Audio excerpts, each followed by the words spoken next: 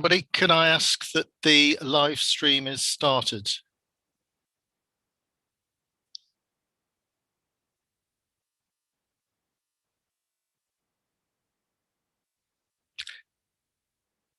Before I formally start the meeting, I'll go to each committee member in turn to confirm that they can hear and be heard. This is a legal requirement for me to do so. If you could verbally confirm that you're able to hear me, and I'll confirm in response that I can hear you. Where practical, please have your video switched on so that you can be seen by the other members in attendance and the public watching. Councillor Christy Balderson. Morning, Chair. Yes, I can hear and see you. Councillor Dave Bolter. Yes, good morning, Chair. I can see and hear you. Thank you. Councillor Peter Ginman. Yes, good morning, Chair. I can see and hear you. Councillor Diana Toynbee. Good morning, Chair. I can see you and hear you. And Councillor Yolandi Watson. Good morning, Chair. I can hear you and see you. Thank you. Thank you. I'd also like to request that the officers who will be present throughout the meeting also confirm that they can hear and be heard. Kate Charlton, our interim head of illegal services. Yes, Chair, I can see and hear you. Thank you. Jackie Gooding from the Southwest Audit Partnership. Good morning, Chair. Yes, I can see you and I can hear you. Thank you. Andrew Lovegrove, our Chief Finance Officer. Good morning, Chair. Yes, I can see and hear you. Caroline Marshall, the Clerk to the Committee. Yes, Chair, I can see and hear you. Jan Priest, our Technical Support. Yes, Chair, I can hear and see you. Thank you. I know we have other officers present who will be taking part in the meeting as we go through the agenda. I'd like to welcome everyone to today's meeting. The Council is video and audio streaming this meeting live on the internet and making an official recording. The recording forms part of the public record of the meeting and will be available on the Council's website. Please note that while it is only a legal requirement that you have your audio switched on, it is the Council's preference that where you are able to do so, you also have video switched on. Please remember what you say and do in this meeting has a global reach, and your words and actions should be chosen carefully. Can I also remind members to ensure they're wearing their headsets while speaking during the meeting? This ensures the audio quality of the highest possible quality and background noise is significantly reduced. As these are extraordinary circumstances, there are some additional points for members and officers to be aware of. As part of our meeting etiquette in line with the normal committee practices, all microphones apart from mine will be placed on mute at the start and during the meeting. I'll run through the agenda in the customary way. When you wish to speak, please raise your virtual hand. I'll then invite you to speak in the order of hands being raised. Please remember to unmute yourself to speak and to mute yourself when you have finished. Please do not raise your physical hands. I do not wish to miss anyone who may wish to speak. Please note the chat facility has been switched off to ensure that members' contributions can be offered through the spoken voice and for the public record. Please ensure mobile devices are switched off to prevent interference with the audio and video system. If any attendee loses connection to the meeting, will be paused to ascertain if the connection can be restored quickly. If it's not possible to recover the connection within a reasonable amount of time, the meeting will continue as long as a quorum of committee members remains able to hear the proceedings and be heard. If you plan to leave before the end of the meeting, please can you indicate this in advance. Voting will be undertaken electronically using the voting software within the virtual meeting platform. Only committee members may vote. In the event that electronic voting is not possible to use or there is a technology failure, I'll ask each committee member by means of roll call to indicate if they are for, against or abstaining. The results of the roll call will only be recorded in the minutes of the meeting, whereas there is a requirement to do so. Are there any questions about the procedures before we continue? If not, I shall now formally open the meeting. Agenda item 1, apologies for absence. Are there any apologies? There's apologies from Councillor Bob Matthews. Thank you. Item 2, name substitutions. There are no name substitutes. Thank you. Item 3, declarations of interest. Are there any Schedule 1, 2 or other interests to be declared for items on the agenda today?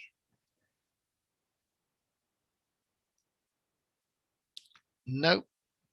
Item 4, minutes of the previous meeting. No matters of accuracy have been notified to the monitoring officer. Committee members, could I please ask you to vote, cast your vote either for, against or abstain. Please ensure you press submit after selecting the option for which you are voting. If you're unable to see the voting options, please access the poll icon at the bottom of the screen. Can I have the confirmation of the voting number? The voting number is 6, Chair. Thank you.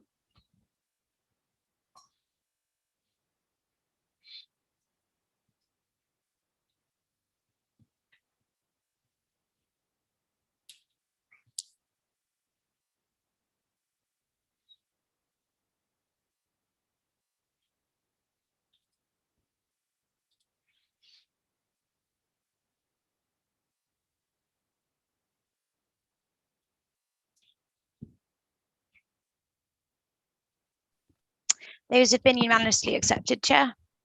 Thank you.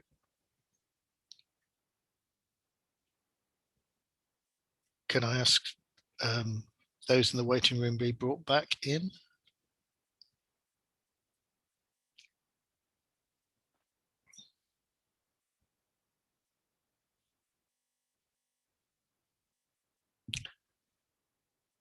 Thank you that the minutes were unanimously passed. The committee's action tracker is attached to the minutes. And are there any members who wish to raise any questions on the action tracker? I would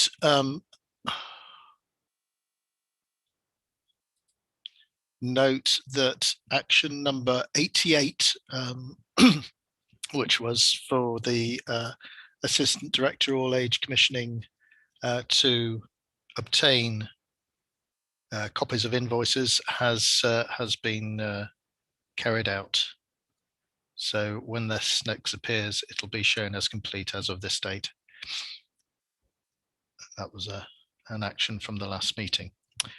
Thank you. To receive agenda item 5 and agenda item 6 will take together to receive questions from members of the public or from councillors. And I understand there have been no questions received. Is that correct, Clerk? That's correct, Chair. Thank you. So we'll move on to agenda item 7,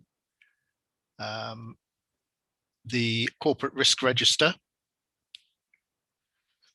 The presenting officer, Paul Harris, head of corporate performance, will provide an introduction to this. I note that Paul Smith, assistant director, all age commissioning, and Mandy Appleby. I don't see Mandy Appleby on my screen.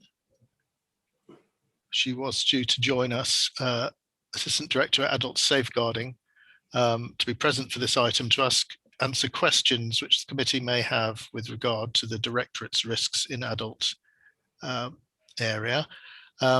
Purpose of looking at the risk register is to consider the status of the council's corporate risk register in order to monitor the effectiveness of risk management within the performance management framework.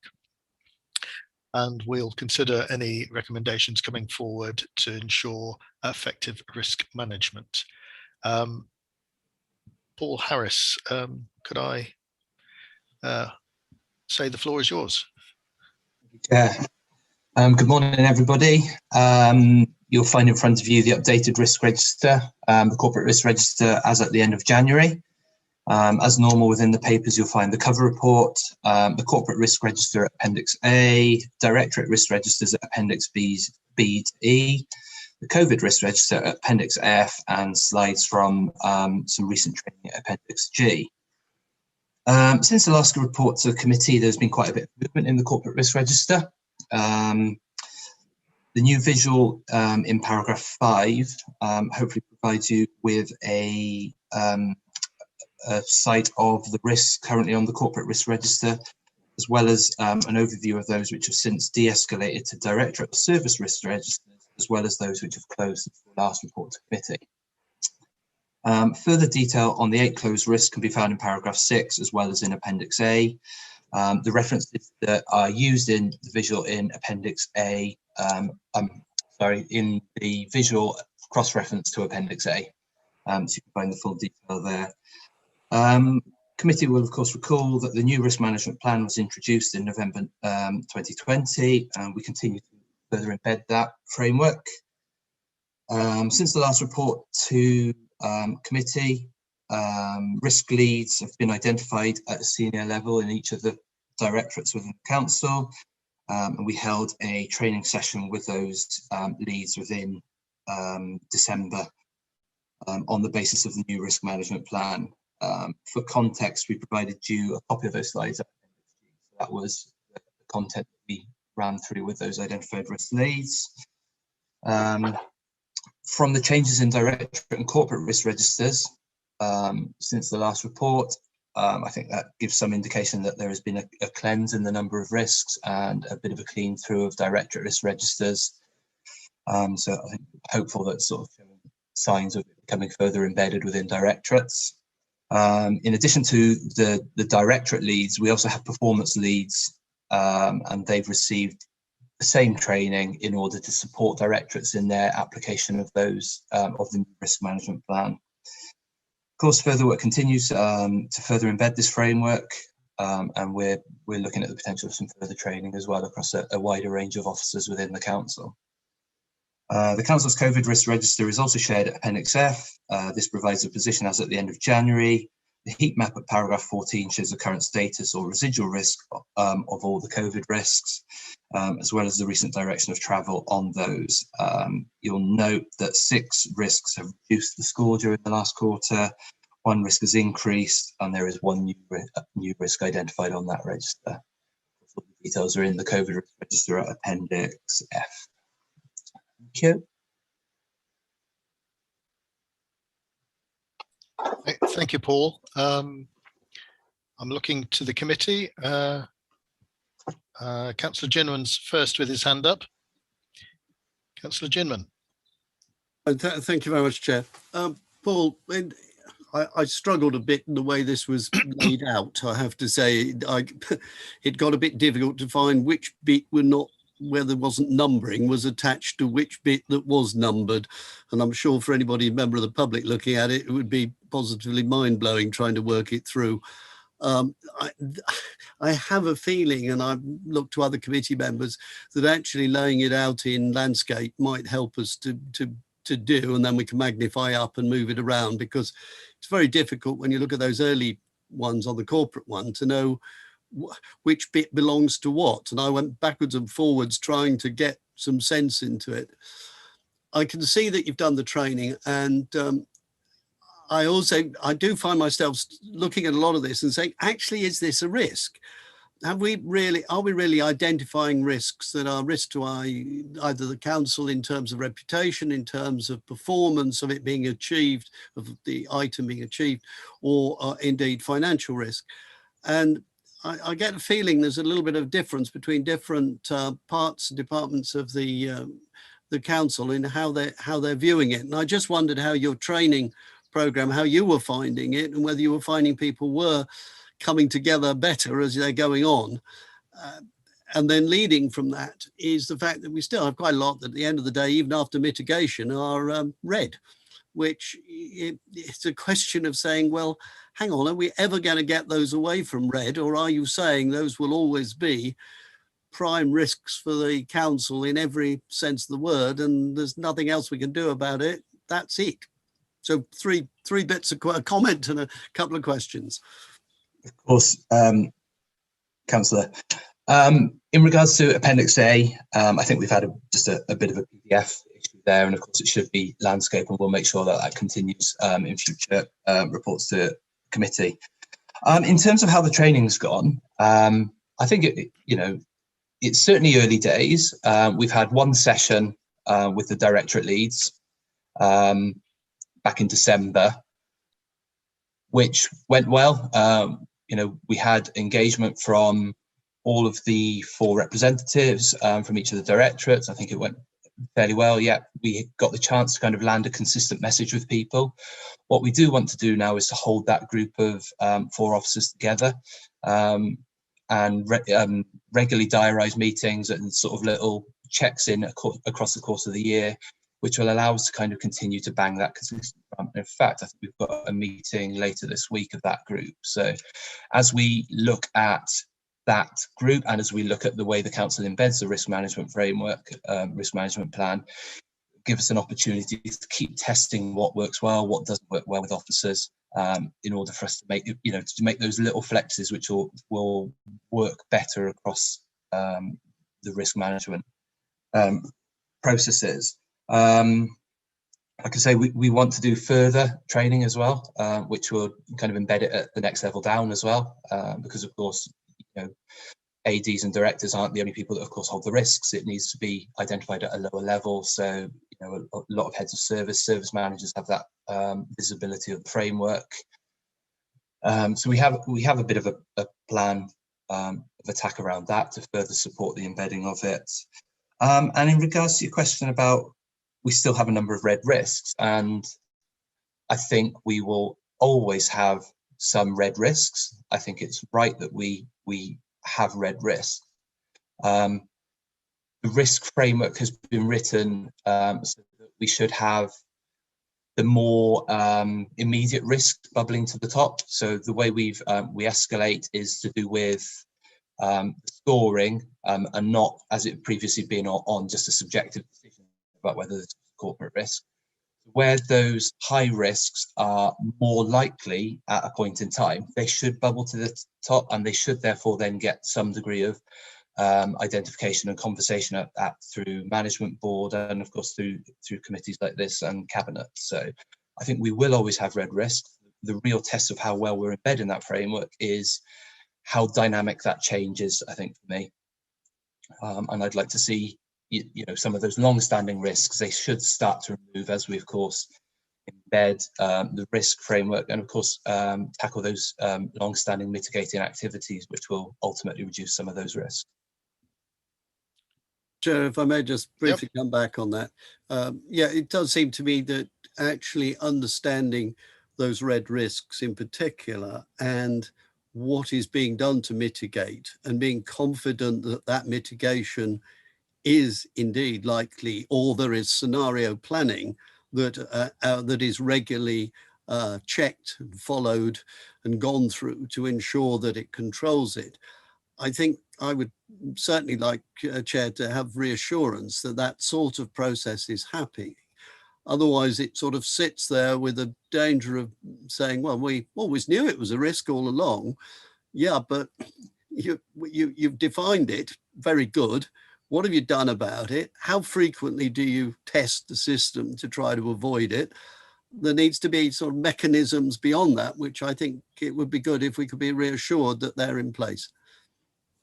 Perhaps I could just add to that, of course, within the performance management framework that the risk management plan sits within, fundamental to that is the kind of the performance cycle, which is, planning what we're doing, delivering, reviewing, and changing that action where it sits. So of course, if those mitigating actions aren't, having the desired effect to date, part of that framework would indicate that directorates and services should be then reconsidering and replanning and replotting, as you suggest. It's possibly something we're watching in the coming few months as this becomes a bit better embedded. I've got Councillor Watson with her hand up. Before I go to her, I'd just like to follow up on Councillor Ginman's comments and ask, put our internal auditor on the spot a little bit, if possible. Would she consider, and this is for Amy or Jackie really, that the direction of travel is appropriate? And the comment that we should always have some corporate risks in red is something that's interesting. Obviously, you as internal auditors see a lot of other councils' corporate audit registers. Is this a common theme? Is it something that's particular to Herefordshire? I just wondered if you'd like to comment on those. Yes, thank you, Councillor. Sure. Yes, so as Paul has explained, you often will see risks that are in red. Quite often they're in red before there's been an opportunity to put in place any mitigation. Obviously, once mitigation or controls are put in place, that risk will reduce.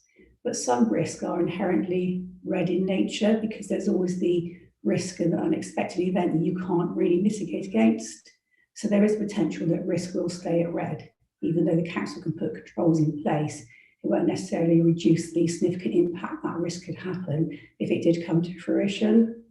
And I would say that the risk register, corporate risk register, particularly for Herefordshire Council, is probably very similar and aligned to other risk registers of the local authorities that we also audit for.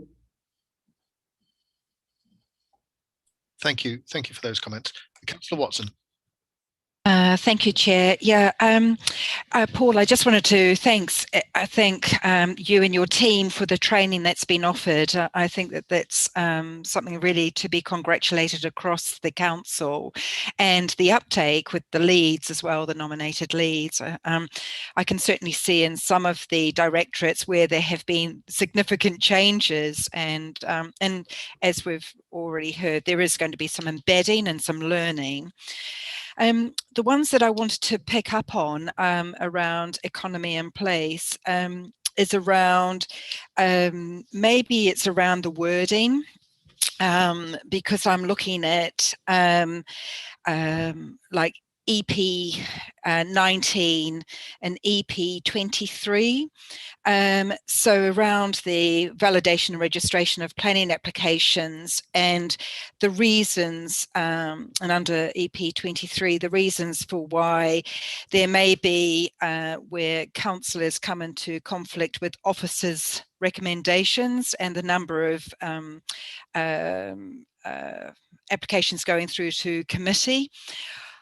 It kind of reads, and I'm just wondering if that could be reworded to reflect the risk, because it comes across as if it's, you know, the councillors, maybe I'm just being a bit sensitive, but the way that it comes across is that councillors aren't, or their communities aren't agreeing with officers.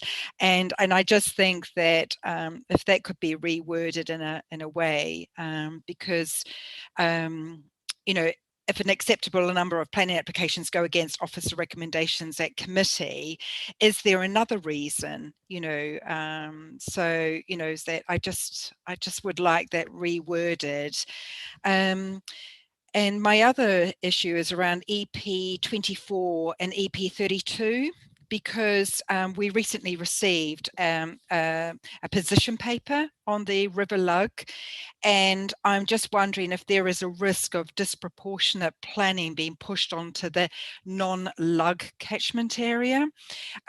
So, and I have been made aware, and something that as a newly elected member I didn't realise, is that actually members of the public can actually raise risks for the risk register as well, as can elected members.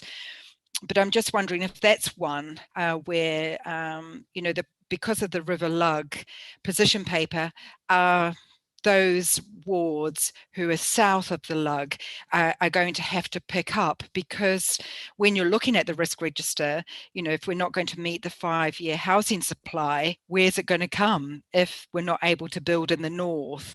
So those are, you know, things that I would just pick up. But I have to say it's great that the corporate centre with the public health, and I know that that's one thing I've been chasing up since I've been on audit and commissioning. So yeah, it may not need a statement as such, but you know, it's just to recognise the work that goes into it, Paul, and thanks for that, and the teams. But it's just in some of them, under economy in place, there are some rewording issues, because it comes across, well, for me, maybe it's just, as I said, sensitivity from being an elected member, that it might be us. You know? Should those then be 2 recommendations to take forward? I don't know, Caroline, can we capture those in some way, that the recommendation of the committee be that the rewording of certain phraseology in the economy in place risks, and that should be reviewed, and that I'm not quite sure how to phrase it, the risk of the lug position paper impacting upon disproportionate housing allocation in the county should be considered as a potential risk by those responsible. Have I captured that, Councillor Watson? Yeah. Paul, are you happy with those to be taken as recommendations? Of course, Councillor. Yeah, that's fine. Yeah, Just- yes, I mean, of course, they're things to take back to the directorate and have that conversation. So. Yeah, that's enough said. One thing while we had Paul Smith with us is I wanted just to comment really on the fact that adults have managed to remove all of their risks from the corporate risk register, from the sort of headline register, which was something that we did note. I don't know, Paul, whether you can comment on the CHC aspects, but I noted that we had a risk here, CRR 55 at 25 before mitigation, now down at 10, and obviously there's quite a lot of actions that have been taken, and the mitigation has been, I'm assuming, appropriately scored to reduce this risk. Would you like just to take a minute or two to talk about how the adult directorate has addressed the risks register, and what's changed in the last, I don't know, 12, 18 months, as to how you're now considering risk within the department? Would you be able to do that for us? And by the way, welcome to the Audit and Governance Committee. Thank you, Chair. Obviously, myself and Mrs. Appleby were due to represent Mr. Vickers this morning. Mrs. Appleby, in her role as AD of Safeguarding, is, I can confirm, chairing the safeguarding meeting that urgently came up this morning. So she's not available. Apologies for that. In terms of the corporate risk register and the work that we've done with Paul's department in the performance area, Adults has quite robustly reviewed its risk register, and of course that's resulted in a number of risks being reduced from the corporate risk register, and resulting in a position where there are zero adult social care risks on the risk register. I'll talk particularly about the CHC risk, which was very prominent in the risk register previously, and was an incredibly high-profile risk for this council, in that Herefordshire has traditionally been in the very, very low scores in terms of numbers of people that are receiving CHC funding from the local CCG. And in fact, I'm aware that this appeared in the press quite recently as an issue. As an adult social care directorate, we recognise this as a problem. Over the last couple of years, we've worked progressively with our partners in the NHS, and also internally with resources to target this particular issue, because of course, not only is it a risk to the council, but it's also a risk to individuals who potentially are due and entitled to CHC funding, and were you not to receive CHC funding when you were entitled, effectively you are potentially losing assets that you are entitled to hold on to. And of course, that's an enormous legal issue and a very big issue for the council and for the Herefordshire system. So in recognition of that, we've worked progressively with the CCG and the NHS partners, and we have had sort of a moderate breakthrough, I guess, in that some cases which were deemed not to be CHC in the last couple of years, we've pushed for a review of those, and working with our partners, those have been reviewed, and recently we've had at least 2 successful reviews where people have been awarded CHC that previously had been denied that. That's obviously incredibly good news for the individuals, but is also good for the council because, of course, financially it has a positive impact. That's a sort of a pragmatic, tactical approach. But in terms of a more strategic approach, Mr. Vickers and Mrs. Appleby particularly, and this is a project that is live as we speak, have generated a new project within adult social care where we are working with a third party who by trade is a very experienced CHC ex-assessor, and we are using their skills and their capabilities to negotiate and review a number of CHC cases. We've selected 30 in the first phase, and in that 30 cases we believe that we will notify and identify a number of people that potentially should have received CHC funding. This does link into the county plan and also the corporate savings initiative, in that the publicly available documents for the council's savings for this year do include circa 1.25 million in a project linked to CHC award. So we are anticipating that there will be a substantial saving to the council of around 1.25 million linked to a successful award of CHC funding to a number of individuals within that project. Of course, there's a huge financial gain for those individuals and also a reciprocal gain for the council. So that's the way that we've addressed that particular piece of risk. We've worked on it tactically, and now we have a more strategic and long-term approach. And of course, as part of that project, we will be resetting the bar with our NHS colleagues. With their cooperation, this is not an adversarial piece of work, it's a cooperative piece of work, where we reset the bar back to where perhaps it always should have been. And we believe that we will reset the parameters in Herefordshire so that more people are awarded CHC than previously had been so, because we recognised it as a deficit within the Herefordshire system. And in recognition of the CCG, this issue has moved on since the CCG merged and became a Herefordshire and Worcester CCG, because the experience in Worcester was very different than Herefordshire. So we've been able to align ourselves to a more perhaps pragmatic and open relationship on those sorts of matters. Are there any other of the adult social care risks in specifically that have moved from the corporate that the committee or the chair would wish to have a more detailed response upon? Thank you for that.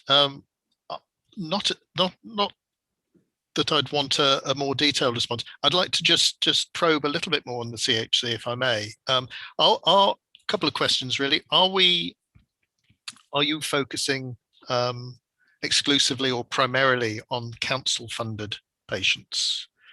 Because I'm aware that CHC is available to non-council funded patients, but there seems to be equally a difficulty in people funding themselves in obtaining advice or direction on how to claim CHC.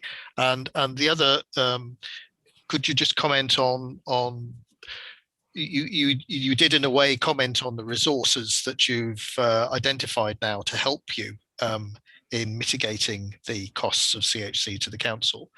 Are there any other resources that you feel are in short supply? And do you consider that long COVID, or the preponderance of long COVID, could be a risk longer term to CHC funding? Thank you, Chair. Certainly, in the first phase of the project, we have identified 30 clients that are council or joint funded, and we will be targeting those initially. There is a secondary phase to this where we'll be widening that net a little more, and we'll be looking at clients that perhaps aren't in the council cohort. And of course, as part of one of the products of delivery of this project will be a refreshed set of criteria around CHC that more normally mirrors the CHC guidance that is in place across England. And we would hope that would then encompass a number of people that perhaps are in the public that aren't council funded and potentially could use some of the products of that project to pursue their own claims against the NHS for CHC. So, and it may well be that as a council, we could discuss whether we support them in that action. I don't know at this point. It may be difficult to become involved in that, but it's certainly something we should consider. Because of course, under the Care Act, we do have a responsibility to self-funders and also to council clients. So there's certainly a consideration. It's potentially it could be a service which the council was to provide. I've got three councillors with hands up, so I'll move rapidly through them, if I may. Councillor Balderson, I think you're first. Thanks, Chair. My questions are directed to Paul. So if I'm quite happy if you wanted to go to Councillor Watson or Toynbee. Councillor come back Watson to or me. Councillor Toynbee, do you have questions for Paul? Yes, both. I think Councillor Toynbee's in my list first, so Councillor Toynbee first. Yeah, thank you, Paul. It's really good to have this opportunity to sort of focus down on specific risks. So it's really helpful to have you here. Thanks. I was also going to ask about CHC because there's such high public interest and concern, obviously. And it's really good to hear that things are moving. Personally, I find it extremely frustrating that so many resources go on us liaising and negotiating with various health bodies about who should pay for what. And it sounds as though it's something that we really need to think about, this thing about our responsibility as a council for self-funders. Can you say just a little bit more about that in terms of risk? Yes, of course. And if I could bring the two questions together, Chair, you did ask about resources, and Councillor Tomby has also referenced resources. So just on that, and then we'll discuss the self-funders if that's okay. In terms of resources, of course, more resources always welcome, but resource for the sake of resource is not something that adult social care and communities have as a philosophy, because of course you'll be fully aware that we are incredibly successful in managing our budgets and have been over the last few years and will be again this year. So resources are of course welcome, but resources that are targeted to specific activities are far more welcome. So of course as a council, if we wish to receive resources, we do follow the normal route to request those, and of course, if there's a robust business case and there's a rationale and a payback for the investment in those resources, I'm pleased to say that generally the director and the council are very supportive of that. So I'm certainly not conscious that we have a deficit of resources in this area, but of course, were we to enter into the self-funder market, then that would potentially require additional resources. But of course, there would be it could be a commercially attractive option for us as a council. So it's certainly something we should consider. And in terms of self-funders, the council does already have a moderate offer for self-funders, in that if somebody is in hospital, perhaps, or in the community, and they believe that they are suitable for an assessment outside of the Care Act, because of course the Care Act, we have a responsibility for self-funders, but we don't have a responsibility to financially or assess them under the Care Act. So we do offer a brokerage system to self-funders to source their care on their behalf. We do levy a small charge for that, £75 I believe is the figure. And we, of course, because of our excellent market relationships and our knowledge of the sector within Herefordshire, we do successfully broker care packages for self-funders on some occasions. And so that is a service we already offer. And of course, that could be potentially expanded. In terms of the self-funding offer from the council, is becoming increasingly important, because within Herefordshire, quite unusually within the West Midlands, self-funders do hugely outnumber council-funded clients, because we're fortunate enough in that perhaps we have areas where there's capital assets available and they exceed the thresholds that mean that you become a council-funded client. So as an example, in the nursing home and residential care home market, the council is only 35% of the activity, and self-funders are 65%, which is very unusual in the West Midlands, but is an idiosyncratic part of Herefordshire's makeup. So we certainly do have a growing offer for self-funders. And in relation to the nursing home market, you'll be aware that we are at a very early stage of embarking on a construction project to build our own care facility. And certainly that care facility will be open to self-funders as well as council-funded clients. So that's certainly something that we'll be looking to achieve.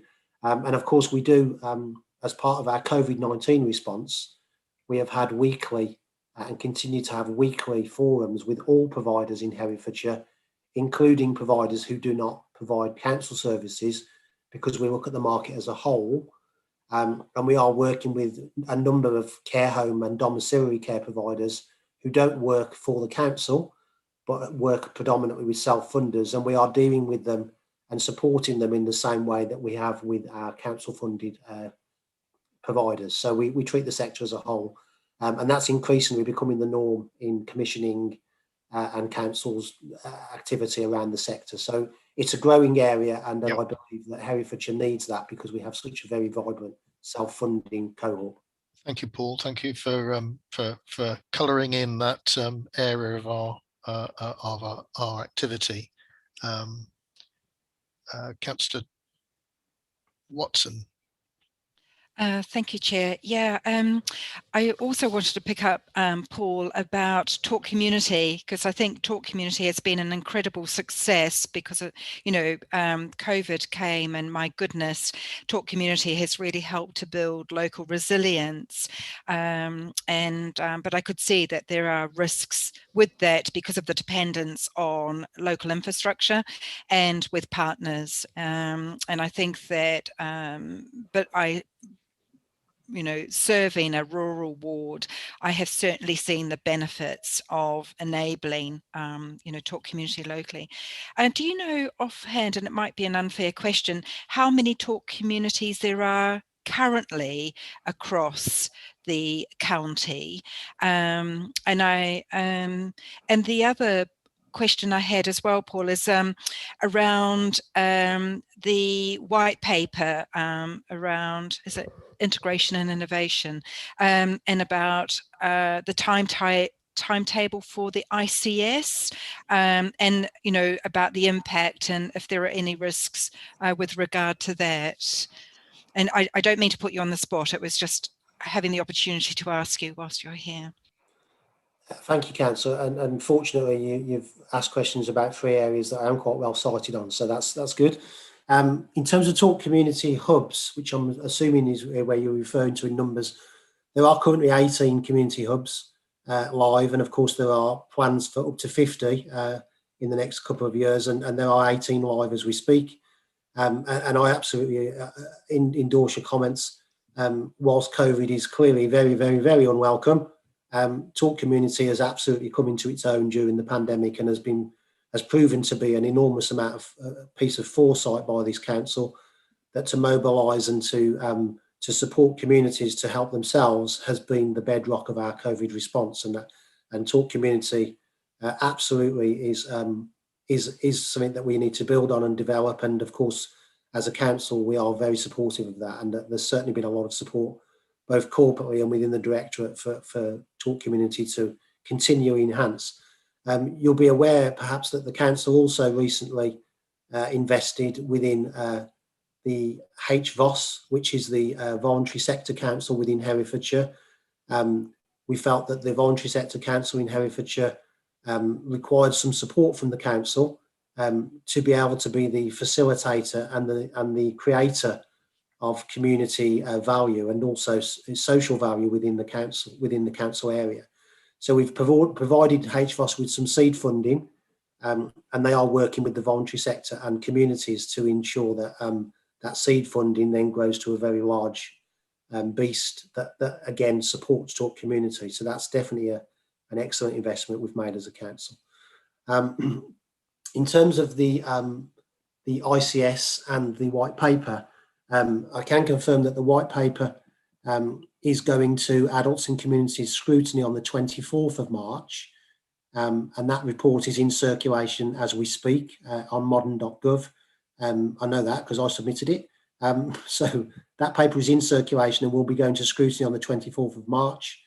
And of course, I would encourage all councillors and all members of the public to look at that paper, because it does describe in quite broad outline terms the nature of the white paper, what it might mean and could mean for Herefordshire, what opportunities it creates, and of course what risks it creates, because of course the NHS becoming a different animal than it is now, which of course it will be doing.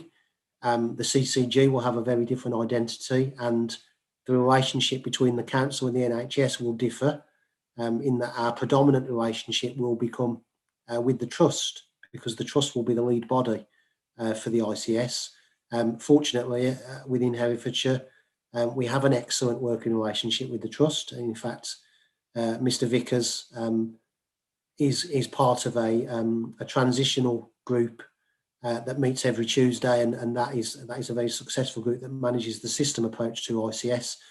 The ICS, for those who aren't familiar, is the integrated care system, and the integrated care system is contained within the white paper as a direction of travel for the National Health Service.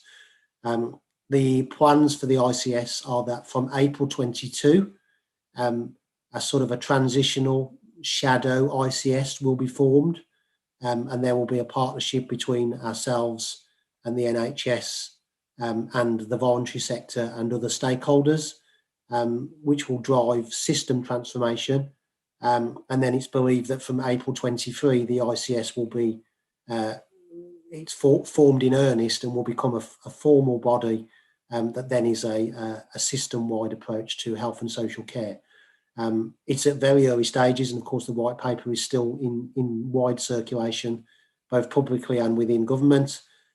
We are in a very influential position, and the council will have a seat at that table, and Mr. Vickers is due to be one of the members of the board that manages the ICS, and of course the chief executive of the council and councillors are fully involved in the formation of that and its operation.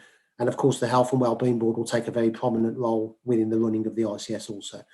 I hope that's enough information. I don't know whether there are any questions from the councillors or from yourself, Councillor Watson. Yeah, sorry, Chair, could I just come back on a point? Briefly, please. Yes, okay, sorry. Yeah, thanks ever so much for that, Paul, because I think that it's really good to get that overview. I think for me, it's the tension because and I don't want to be rude to my NHS colleagues, because what we saw with COVID is that the COVID issue was really managing bed capacity for ICU, and whereas the Talk Community Hubs is about building local resilience and sustainability. So that's more prevention rather than cure, you know, and I think that these are the tensions, but often the budgets shifts to the NHS to manage the, you know, that curative model rather than looking at the social disability, so social model of disability. And I think that that's where we do stand in Herefordshire in a really, really good state to demonstrate for, you know, compared to our other comparative counties. But as a council, we really have to make sure that the funding goes to the community for sustainability rather than feeding an ever-increasing, hungry curative model. I won't say any more. Thanks. Thank you. Councillor Toynbee. Yes, thank you. And I wanted to come back on the talk community as well. So the talk community is reliant on volunteers to function, which is inherently risky, which is fine probably as long as we can manage that. So I was just wondering if there's a risk to existing hubs, or if the risk is just to possible future hubs. And it's good to hear what you said about HFOS, and obviously the mitigation is recruiting more volunteers, but do we have any other mitigation actions apart from that? Thank you, Councillor. And yeah, of course, Talk Community at its heart has members of the community supporting each other, and absolutely that's the ethos and the philosophy that drives it. And of course, we hopefully all support and welcome that. And it does have a risk associated with that, because of course, if communities don't engage, then the system can quickly fall over. But of course, the evidence base during the pandemic particularly, and even prior to the pandemic, during the floods that we had in February 20, show that Herefordshire has an incredibly vibrant, resilient and sustainable community. In all wards, that's evidenced, and of course work with the parish councils is very important around those wards. So whilst we recognise it as a risk, and it should always be highlighted as a risk, I actually almost believe that there is a risk of having almost too many community people available, and struggling in some ways to keep up with the pace that they want to work at, because the community has overtaken us in some instances because of their enthusiasm and their ability to mobilise very quickly. So there's a slight risk there, which of course we're working with the communities on. So whilst it's a risk, I think Herefordshire has demonstrated actually in the last 12 months that we as a community are incredibly good at mobilisation and resilience. And that's why our COVID position has always maintained a very, as positive as could be expected in a rural county with moderate resources. So it's a risk, but I believe we're up for that challenge, and I believe that the community is side by side with us. I apologise, Chair, because I do talk a lot, and I apologise if I'm taking too much time. Thank you, Paul. Councillor Toynbee, did you want to come back very, very briefly? No. Thank you, Paul, for your contribution this morning. Much appreciated, I think, by the whole committee. You've allowed us to drill down into some of the risks that your department covers in a very interesting way, and I think for anybody listening will probably raise as many questions as it's answered, but it does reflect on the sort of the detail and some of the decision making and the strategic planning that goes on in the adults department. Councillor Balderson, I think you had a question, but not for Paul. So thank you, Paul, for being with us today. I've quite happy to release you, as it were, from staying till the end of the meeting. If you've got, I'm sure you've got other things that you'd be are on your in tray. Councillor Balderson. Thanks, Chair.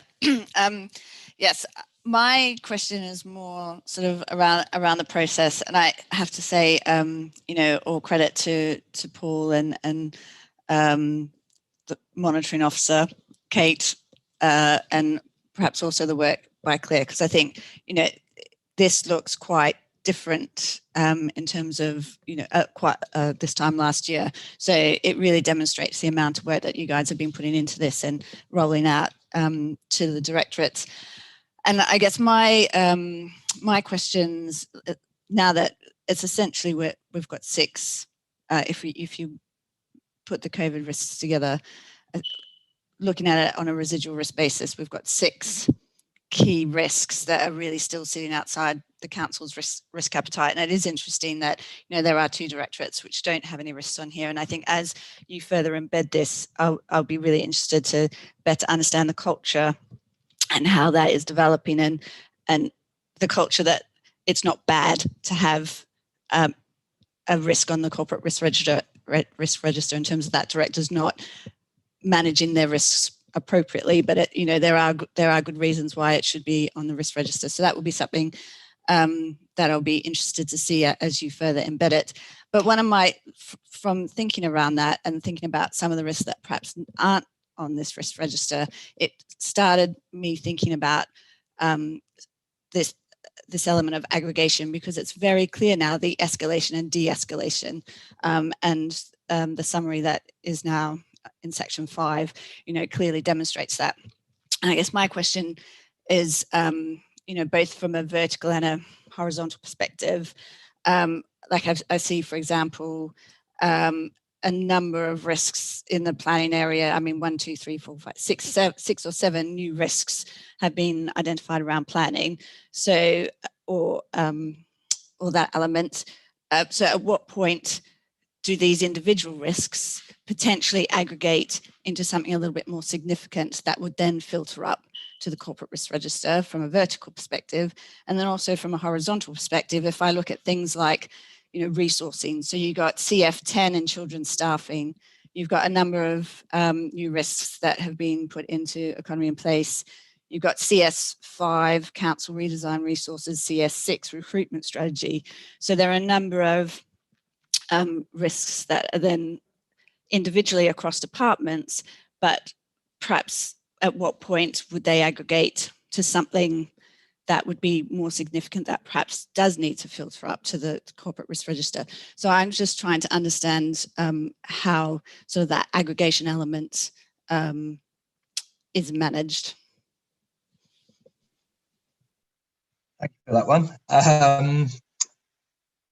Certainly, kind of as you described it, the vertical aggregation.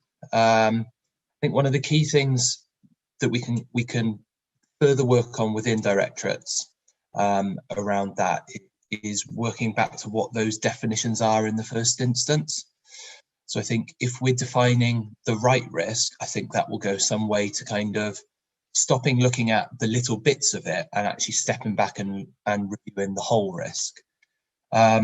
Certainly in terms of project land or in the project landscape, we've talked about actually you step back and you don't necessarily look at all the project risks in their individual elements, but you look at the risks of the whole program, and then should that escalate up? And I think it will be exactly the same conversation for services. And I think that's part of the key thing about holding this risk lead group together now for the next 12 months, as we further embed that and testing how do individual directorates think that can work for themselves, and how can we develop a corporate standard for that. In terms of a horizontal kind of aggregation, that's also a really interesting question as to how we manage that. I would say, again, as we kind of, let's say, increase our maturity around risk and the way we manage risk as a council, I think the way we can manage that and pull those risks together is through the corporate strategy meeting, and that's where I see it as being the obvious place to bring it all together. So I think over the last couple of years, we've probably pulled back from having budget risks in each individual area, because I think the finances have been managed effectively during that. But of course, now as we enter the position now in the next 12 months where we've got significant savings plans and each of the directorates have got particularly challenging budgets to manage and savings to achieve, we have to step back to the corporate centre. We're now able to kind of see a little bit of the wood for the trees through that corporate centre team meeting, because we've had some of this cleanse, some of this review, some of this refresh of what directorates are holding. So we'll be able to kind of see those key areas kind of coming back to the fore again. And like I say, I can see budgets being a particularly challenging one. And, is there any sense of us having 4 corporate risks around 4 of the directorate budgets? There probably isn't, is there? We want to look at a more standard kind of council view on things. And I think the way we work with meeting, pull it together there and then cascade that back to directorates, I think that would be the task there, and the way that we can achieve that. Does that answer your question? Yeah, and it will be interesting to see how, as a member of the Audit and Governance Committee, how we get oversight of that.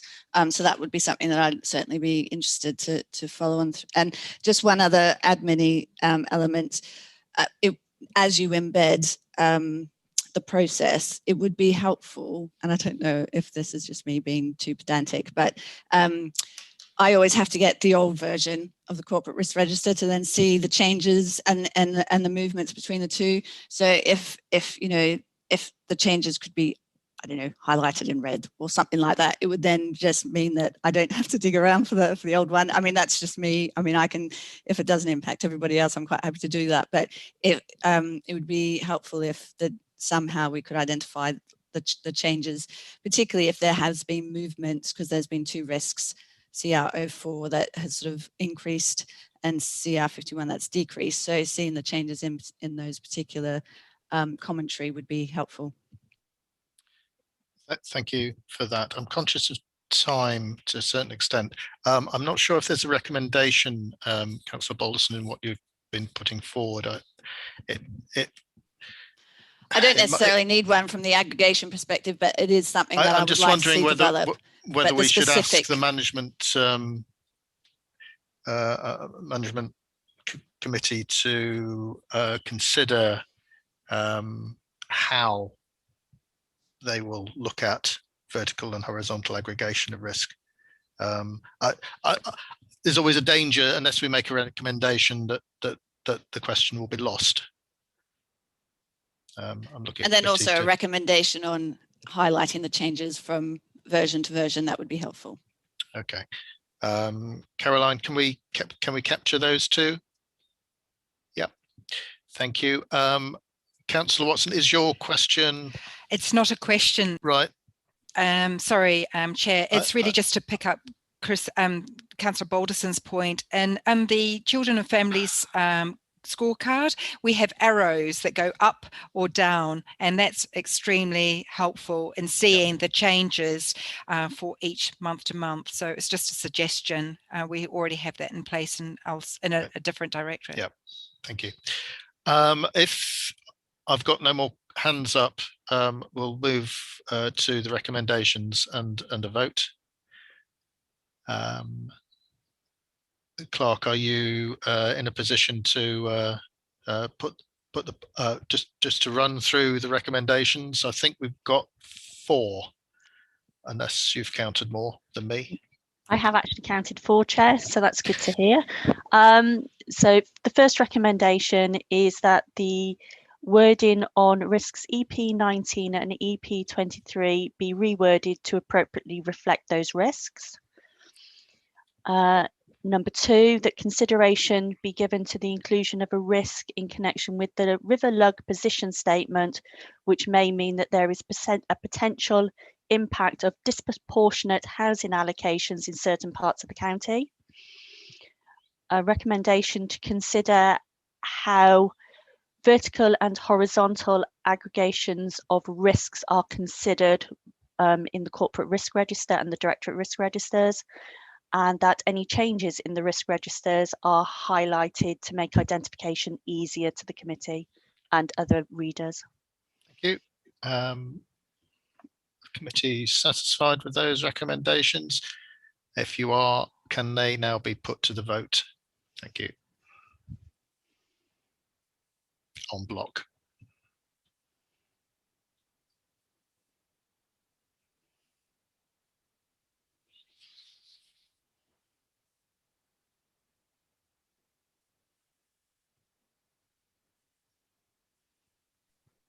Okay, Chair, voting number is still 6 and the vote should now be on your screen.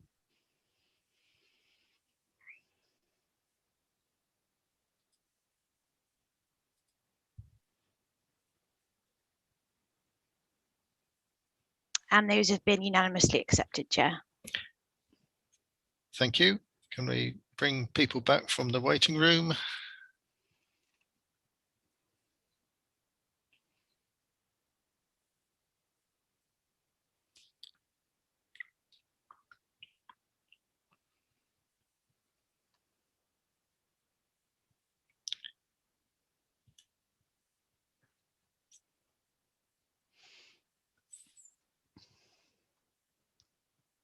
Thank you. Just for those, so those recommendations were unanimously accepted. Thank you, Paul, for your work on this. I know it's an ongoing labour of love. So we look forward to seeing it in its next iteration in a few months' time. Can we now move to agenda item 8, the progress report on the 2021 internal audit plan? Presenting officer will be Jackie Gooding from the Southwest Audit Partnership. I believe we have officers available to answer questions on those audits with priority to findings.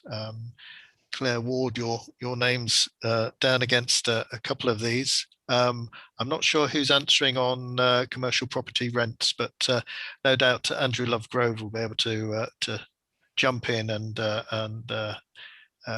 answer any questions that we have. Just to remind you and the people at home that the purpose of this is to be assured that the level and range of activity within the proposed revised annual internal audit plan is sufficient to provide assurance over the council's corporate governance arrangements and provides appropriate coverage of key business activities, associated risks and risk management processes. And we'll be bringing forward, if necessary, any recommendations. We'll be in regards to performance against the approved plan, and also we're considering the assurances provided and any recommendations that the report makes, and commenting on its content as necessary. Jackie, if I could ask you just to provide us with an introduction. Thank you, Chair. So this is the internal audit progress report produced in February for the meeting today. I'm going to hand you over to my colleague, Amy Probert, who's going to present the report this morning. Thank you, Chair. Thank you, Jackie, and good morning, everyone else. So this is the progress update for the 2020-21 internal audit plan as at the 18th of February. This progress report provides an update to members on the audits that have been completed and the impact to the plan of additional audits. Since the last internal progress update report, which was presented to the committee on the 17th of January 2021, there has been one additional request for grant determination audit as a result of the additional funding from the government during this COVID-19 pandemic, and that's detailed on page 15 of the report. In addition to that, you will see that 2 audits, emergency planning and client finances, have been replaced with the baseline assessment of the maturity for fraud and a fraud risk assessment. This was due to the impact of COVID-19 on those service areas and their resources. However, I just wanted to update committee because since I wrote this report, it has been agreed that the client finances audit will actually continue as it was in the original plan. Since my last update, 8 audits have been completed, 3 audits are at report, and there are 24 audits in progress. Of these 8 audits completed, 1 was a limited assurance, 3 audits had a reasonable assurance, 1 audit had a substantial assurance, 2 were grant certifications assessed as reasonable, and there was 1 COVID-19 advisory audit. In the period covered by this report, 5 priority 2 recommendations were made. The limited assurance audit has 3 of those priority 2 findings, and those findings are outlined on pages 4 to 7 for you. And 2 of the 3 reasonable assurance audit each identified a priority 2 finding, and those findings are on pages 7, 8, and 9. During this period, no significant corporate risks were identified. And finally, on page 24, I've outlined all quarter 1, 2, and 3 audits that have either not yet started or are still in progress, with a brief explanation as to why this is. So that's my progress update, and happy to take any questions. Thank you. Looking to committee, Councillor Watson's first with her hand up. Councillor Watson. Thank you, Chair. Yeah, sorry, I'm taking a bit of airtime today. It was really, Amy, is it possible to have a full brief or the full report on the audit of the strategic partnerships, please? It'd be really, I think there's a few of us on the committee that would like to see which partnerships were actually audited, and that would be quite useful. So could I ask, is that a recommendation, Chair, to ask for a full report on strategic partnerships? I'd look to the clerk. I think we were at liberty to ask for a full report to be released to committee members. I'm not sure it has to be a recommendation. It noted as a request. Does it, Caroline? It doesn't have to be a recommendation. It can be a request, and obviously the monitoring officer will need to consider whether or not the committee can have access to that internal audit report under the access to information rules. Providing Caroline notes it as an action to be considered, I think that's all that's necessary. Yep, thank you for that. Councillor Ginman. Thank you, Chair.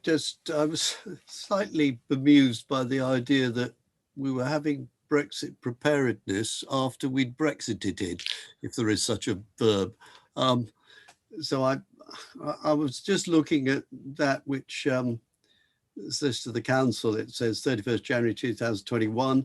And I suppose seeking assurance that we are out of, and therefore more than prepared, and therefore dealt with it. Or am I misunderstanding what that is about? Happy to help on that one, Chair. Claire, please. Yes, the work was undertaken in December to make sure we were in a position of preparedness, and the report found it was.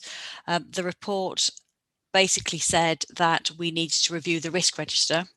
The risk register was in a state of being an independent one, separate from directorate. We were holding it to make sure we were happy with the preparedness, and basically the risks were low risks for Herefordshire. We were happy that actually it didn't need the amount of detail you might see on a full risk register.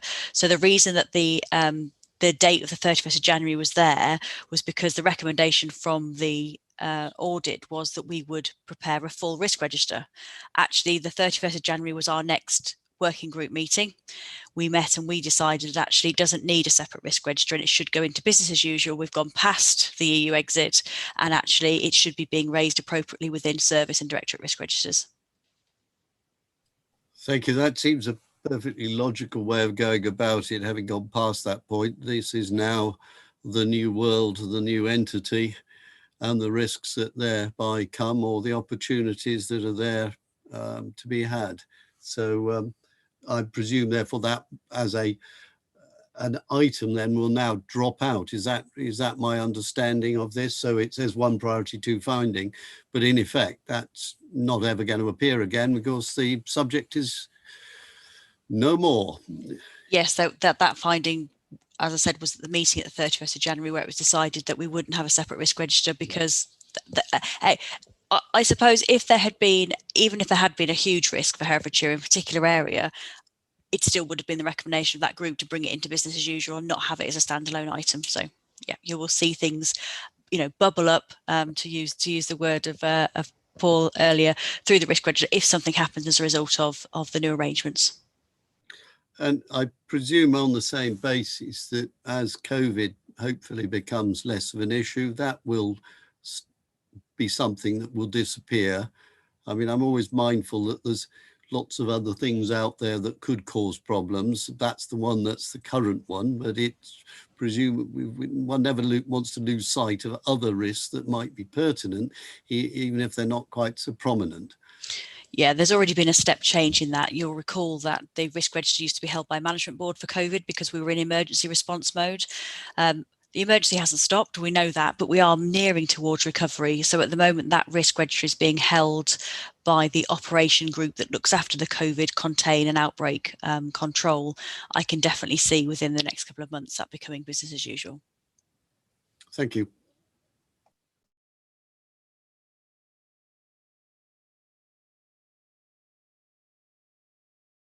Councillor Balderson, sorry. Thanks, Chair. My question's just around the partnership and governance framework review. And I mean, going back to the 2016 decision and the framework that was signed off, from an assurance and overview perspective, the Audit and Governance Committee was really only referenced once when information was reported through the annual governance statement. So, and I appreciate that it is later on our agenda as well in terms of our effectiveness review, and it's something that we've picked up in that.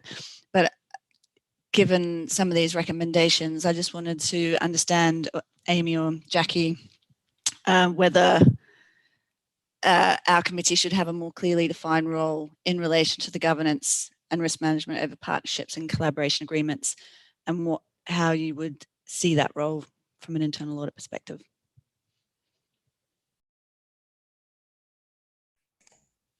Thank you, Councillor Alderson. Sorry, I was trying to unmute. So the purpose of the audit was to look at the framework that was in place and to see how that was performing in relation to the significant partnerships that the council hold. Obviously, there were some findings within that, and those findings, as you can see, have been reported to you today.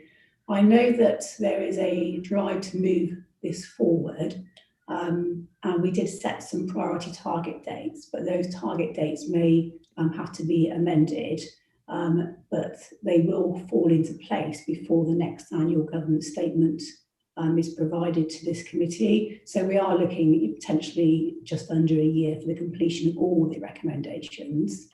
In relation to your role as an audit and governance committee, you do obviously have an oversight of everything that the council, all the services that the council provides. Whether you need to, I would assume that within the framework, or any changes that are made to that framework will include whether the Audit and Governance Committee would need to have a closer oversight of strategic partnerships or not, or whether that would be delegated to an individual councillor or a different committee to have an oversight of it. And hopefully Claire Warden Monitoring Officer might be able to add to that. Thank you. I'd like to reassure committee this was identified as an issue back in July 2019 as an area that, I knew needed some work. And we said that we would, in the annual governance statement in 1920, we would review the effectiveness. So Audit have very helpfully helped me in reviewing the effectiveness, and it needs sorting. So we need a new policy, we need new training, we need a new annual assurance process, and we need a new register for them. I'm very happy to receive recommendations as to how audit and governance fit into that new process. It's just unfortunate that we won't have it in place for March this year. It'll be in a year's time, I'm afraid. Thank you for that. I've just turning to the commercial properties rents audit. I suppose this could be most kindly described as bumbling inefficiency, but I don't know, Andrew, what steps are being taken to restore our confidence in the efficiency of this particular area of the department's work? Thank you, Chair. I think it's highlighted that we need to ensure all our systems are talking to each other. We have a number of disparate systems, which I think has been highlighted through this audit work, which is very helpful. Prior to this audit work, we'd flagged that the reporting of the performance of our properties we own, not non-operational ones, investment and other ones, needs to be improved. And there is a piece of work that's ongoing to ensure that we can report the financial performance of all of our properties we hold, non-operational ones. So that is underway. That will conclude in the coming financial year. It's quite a significant piece of work to carry through. So that's ongoing. Linked to that is the collectability and how we collect rents on there. And that's what this report is highlighting, that we need to improve those systems. We have already made those changes, and as part of the preparation for the end of this financial year, this is going to be a difficult financial year to close down because we've got lots of things ongoing, but one of those is about collecting rents from tenants and operators. And we do have an increase in the level of arrears in that area. That's been well reported, and we're not alone in that position on these arrangements. And one of the things that we've been looking at is very much ensuring that our age debt reporting is robust and does link through to all of the charges we've raised. One of the things that we are doing at this year end is looking at our provision for doubtful debt. So this is where an accountancy treatment where you say, well, actually that debt is now, we have concerns with it, will it won't be paid. Commercial operators tend to use anything over 90 days as being provided for. That doesn't mean we're writing the debt off, but we are recognising that it hasn't been collected, and as time marches on, it becomes harder to collect those. So there will be, you'll see at the year-end outturn position, a very clear statement around our position on these overdue debts, and that will ultimately get audited by Grant Thornton when they audit the 2021 year. So I can assure you that we are taking it very seriously. We have changed our process to ensure that we have a better handle on the age debt position, and we're also changing systems that in the next financial year we will have a reporting system that highlights the financial performance of all of our properties held, non-operational properties, and so we can see what return we're getting, collectability of rent, service charges, yield in effect. Thank you. Yeah, I think the concern, one of the concerns I had was that we didn't seem to be identifying age debts, and it's very difficult to chase age debts when you haven't identified them, and they then become doubtful debts because the longer an age debt ages, the more doubtful, as it were, it becomes. presumably there is a policy that the council, I guess it's not a SIPFA policy, it's a council policy which says after a certain period of time an aged debt would be written off. That's something, is that separate for rental income as opposed to council tax? Are they different ages by which time we write them off, or is it or do we not have a policy on that? Well, we have a very wide range of debts that owe to us. So things that are of a tax nature, so council tax, business rates, our position is very clear that that's a tax and it has to be paid. We only write them off in very extreme circumstances. That's either the company has gone bust for business rates, or other circumstances in terms of private individuals. So, and we do have arrangements with people who owe us money for those taxes, that they have repayment plans that cover a number of years. We take the view that we want to work with people who owe us money and come together to agree a repayment plan. And if that takes a number of years, well, it's better to have that than going down through the court process and all the things that go through there.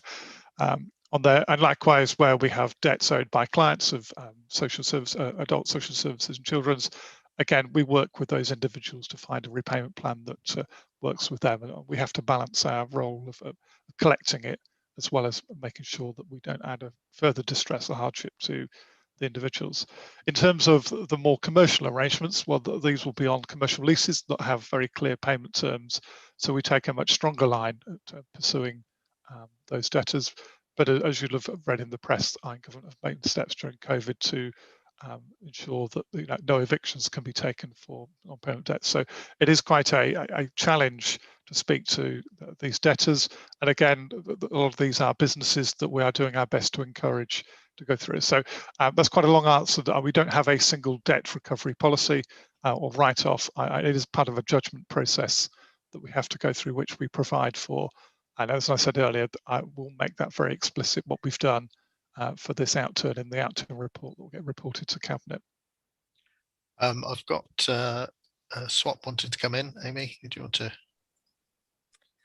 Thank you, Councillor Shaw. It was just really just to give the committee some assurance that we're in the fieldwork stage of our debtors audit, and this was found to be a specific problem with commercial properties and not a problem across age debt across the council. So I thought that was a good point to give you guys some assurance. Thank you for that. No, I just wanted to raise the issue. I've got no other hands up, so I'm presuming that we're content. I don't think we've got any recommendations come forward. So I think the recommendations on the agenda that we've viewed the performance against approved plan, and we've not identified any areas for improvement. We've considered the assurances provided and the recommendations which the board makes, and we've commented on its content. If we could just go through the formal process of approving those as being done through the poll.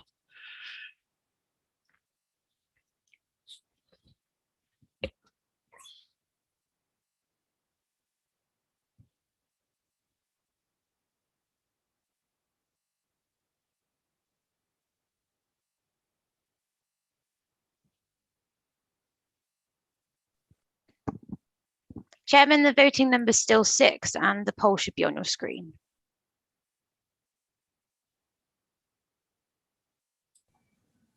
Chair, I did drop out very briefly with internet connection, but it was very brief. I saw you move around the screen. You moved around the screen, as it were.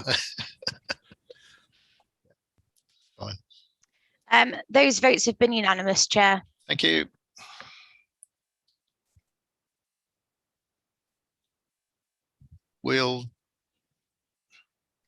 Thank you for that. We'll do agenda item 9, and then I'll take a short comfort break after that. If everybody committee is content with that, yeah.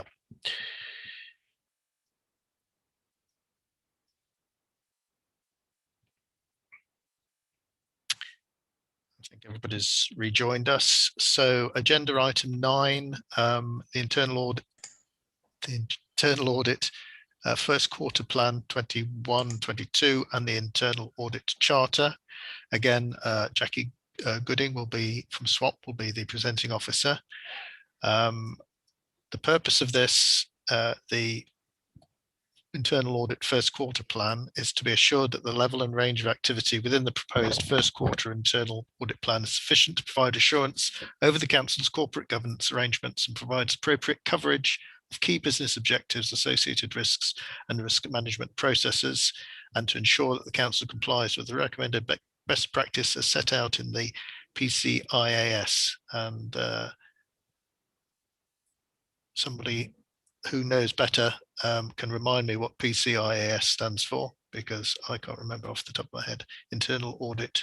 Anyway, the internal audit charter, to approve the internal audit charter for the period 1st of April 2021 to 31st of March 2022 to ensure compliance with good practice as set out into the International Professional Practices Framework of the Institute of Internal Auditors and the Public Sector Internal Audit Standards. Public Sector Internal Audit Standards, there are PCIAS and the CIPFA Local Government Application Note. Thank you. Jackie, do introduce this to us while I turn to the appropriate page in the agenda.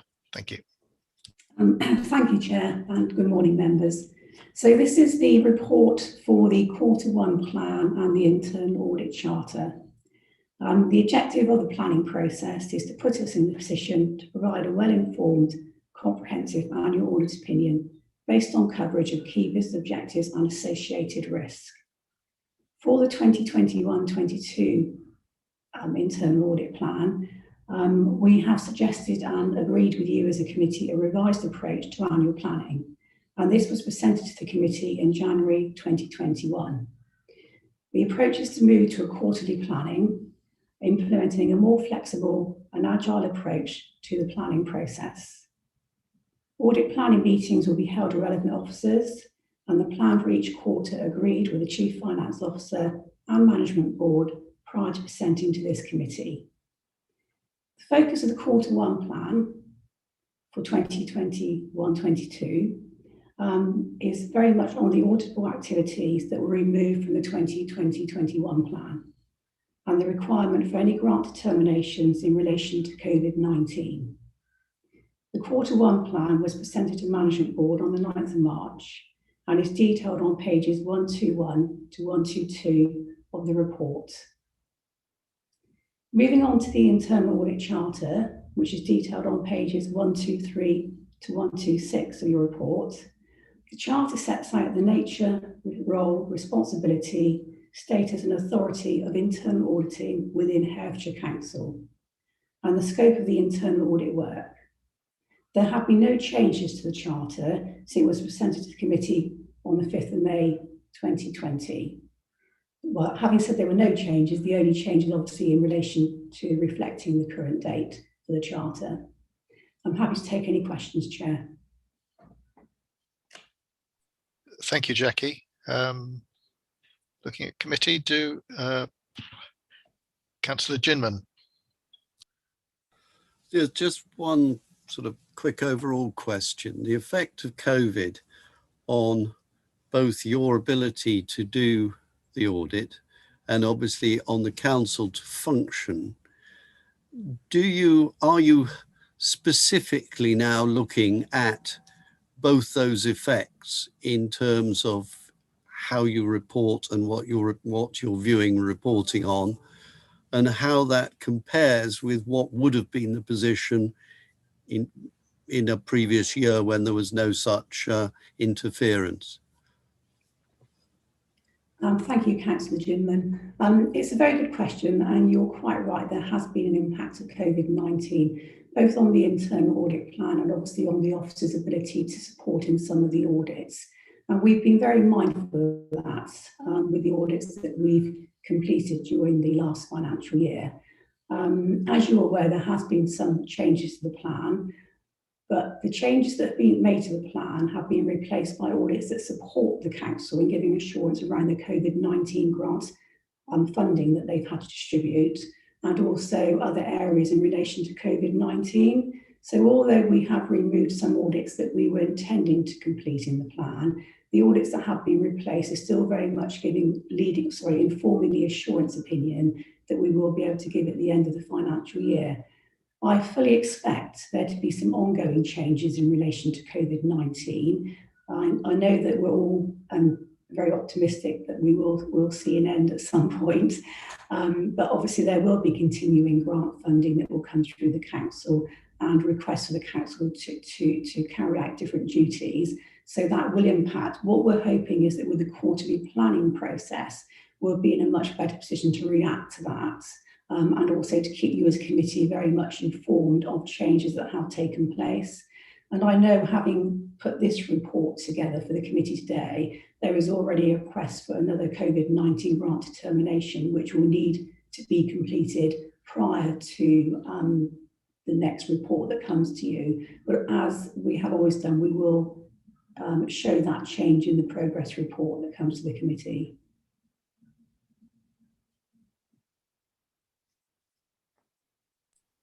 Thank you. Councillor Jinwan, are you're content with that? Councillor Watson. Thank you, Chair. Jackie, I was just wondering, on page 3, you've got the local issues and the regional issues. I'm assuming the local issues are county issues, and the regional issues, is that as West Midlands, or when they talk about regional issues, what coverage is that? And bottom right-hand, left-hand corner is the core areas of recommended coverage. Is that for local, regional and national? Or it's just for me to understand it? Sorry if I've missed something. Thank you, Councillor Watson. No, it's a good question to ask. So we look at the authority's risk register in relation to risk assessment and risks that may impact on the council, but we also draw on our other local authority partners, and also we draw on national guidance as well. So every year there will be some horizon scanning documents that produce that will set out areas that should be considered in relation to risk assessment and what you may and may not want to include or consider in the audit plan for the particular local authority that you're auditing for. So the local issues are very much around local issues, so within the council itself. Regional is going wider, and obviously the core areas of recommended coverage. There are some areas, as you'll be aware, within the audit plan that we cover every year. So the key financial controls are an example of that, where we complete those core areas, those core key financial systems each year to give assurance to you as a committee. I hope that answers your question. It was just really getting the specifics. So does regional include Worcester and Shropshire, or is it kind of like a moving landscape depending upon what guidance it is? Yeah. Yes, it is more of a moving landscape. It's not necessarily specific to Herefordshire and Worcester, but it's more regional issues that will be highlighted across the whole of the country. Thanks, Jackie. Thank you for that. Councillor Balderson. Thanks, Chair. Yeah, I just want to get your advice, Jackie, because I guess moving from, and I guess it's around the practicalities of moving to a quarterly internal audit plan, because I can understand having an annual audit plan where, we can get a really, as a committee, a really good understanding of the coverage that you're going to or would like to achieve for the year. And so we can get that level of assurance. So when we look at our risk registers and the risk work that you've done, that, all being well, we're going to be touching on the key elements. So I guess now the practicalities of moving to a quarterly plan where we don't necessarily have that visibility anymore. I just wanted to get your guidance on how you see, as a committee member, I can get that level of assurance that, yes, you are going to be, covering all the key areas that we think need to be covered. Thank you, Councillor Balderson. And again, it's a very good question when we do move to quarterly planning. So the meetings that we will be holding with the various services of the council, so the various directors, we will obviously be referring very much to the council's risk register, each of those meetings. Obviously the risk register, as you've seen presented this morning, it has or will change as the year progresses, and we want to be assured that if there's a change to a risk, is it something that we should be including in the annual audit plan, in the audit plan or not?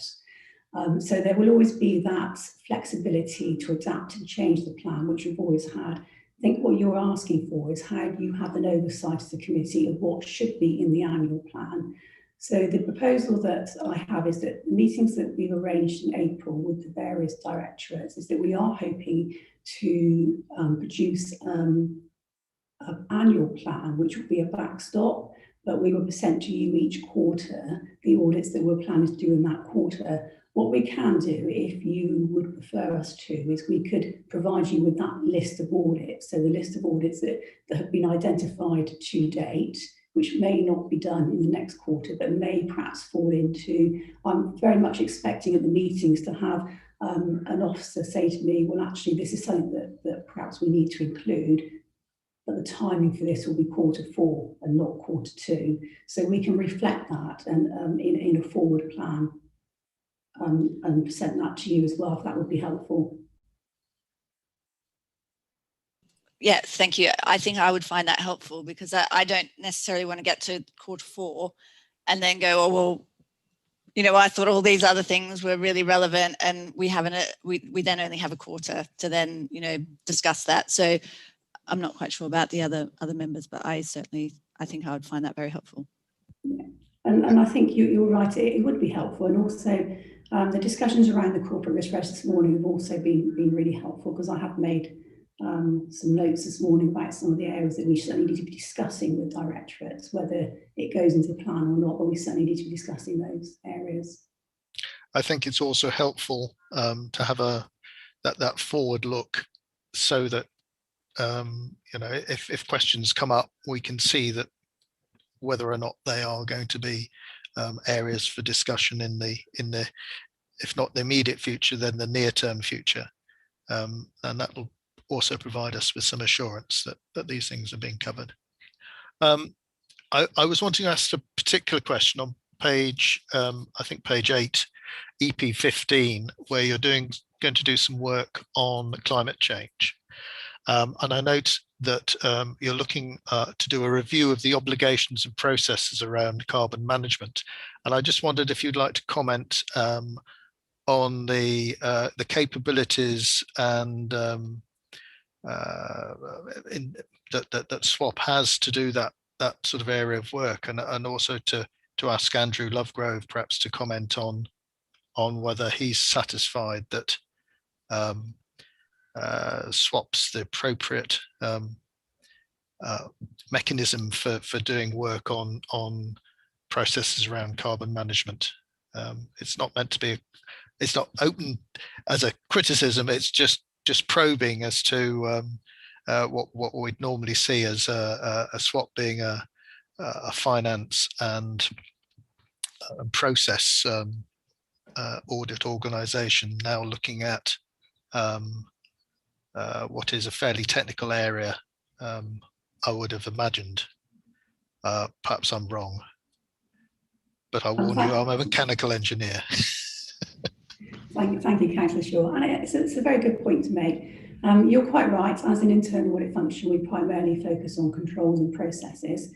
And we would do the same when we were doing a climate change audit. So we'd look at what framework it was in place, what the drive and move forward to achieve carbon neutrality by 2030 is, what progress has been made against those particular targets, where the council stand at the moment, and what needs to be done to move it forward. So we would very much be looking at the controls and processes, as you correctly say, because that is the remit of our role.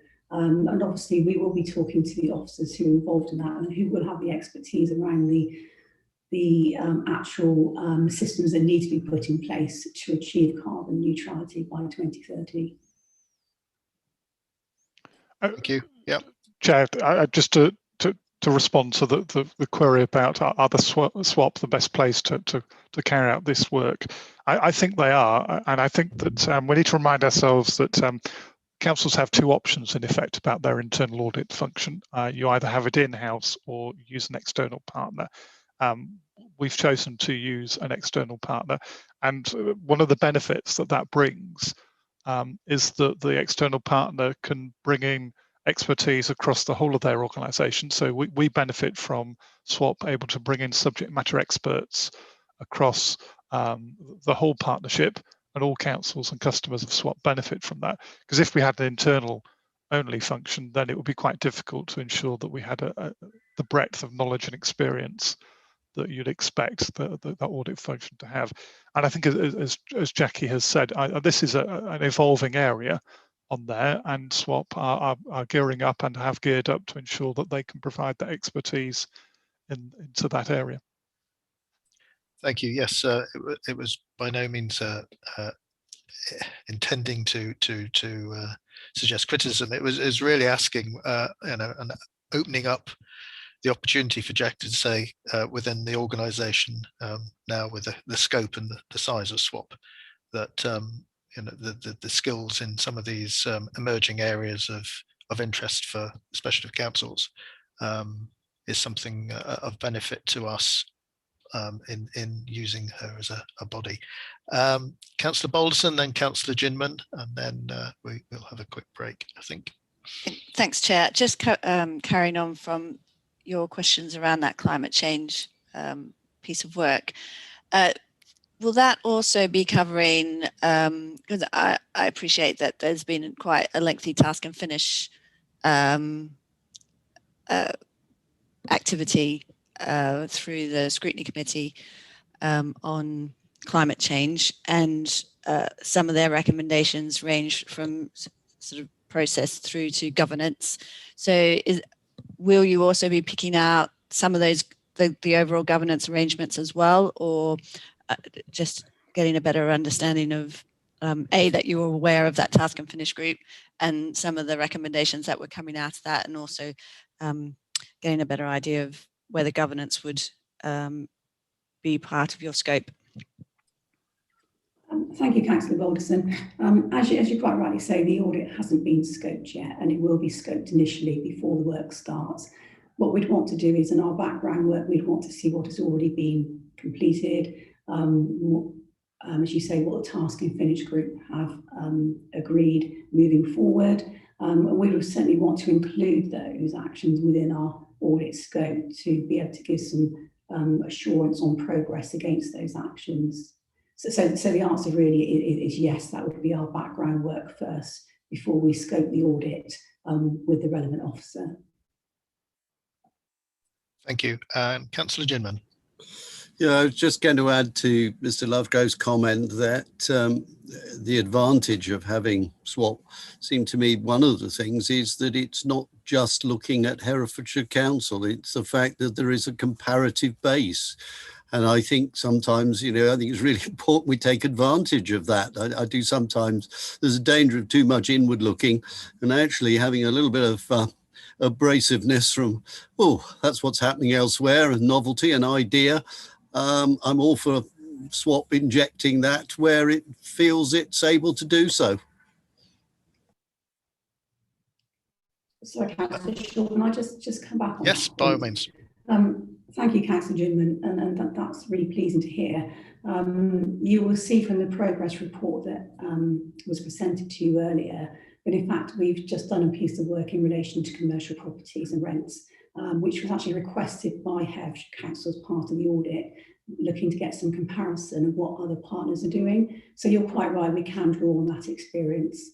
And also in relation to climate change, interestingly, we have just appointed a climate change champion within SWAP as well. So certainly they will have some involvement in scoping of this particular audit. Yes, thank you. I just briefly come back on that, because I do think one of the things there is that we got the definite date for a target that we want to be able to meet. And in fact, it would be very nice if one said, well, actually, if we can get there before the target and you're able to audit to show that, that would be even better.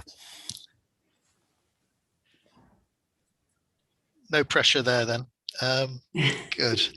I'm going to suggest that we vote now on the I don't think we've had any additional recommendations put forward, but we just need to vote on the recommendations in the agenda. Sorry, Councillor Shaw. I think there was just one recommendation where we got the there was the sort of overview report that Jackie was going to provide us. Just was that a recommendation? Was that a recommendation, or is that a request of information? I don't know. I'll leave it to you. Caroline, do we need to make that as a recommendation? I would leave that as just an action for Jackie to carry out. I think so. Thank you. So if the poll can be put, what I'm going to suggest is that after the poll is put, we just have a 5-minute break. So we'll probably reconvene at 12:10.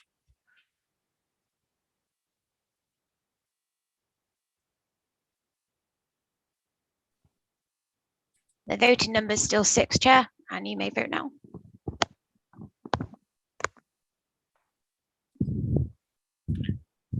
And these are for the recommendations I'd laid out in the agenda. Those have been unanimously approved, Chair. Thank you. So if we come back at, well, I'll say 10 past, it'll give us a bit of time. And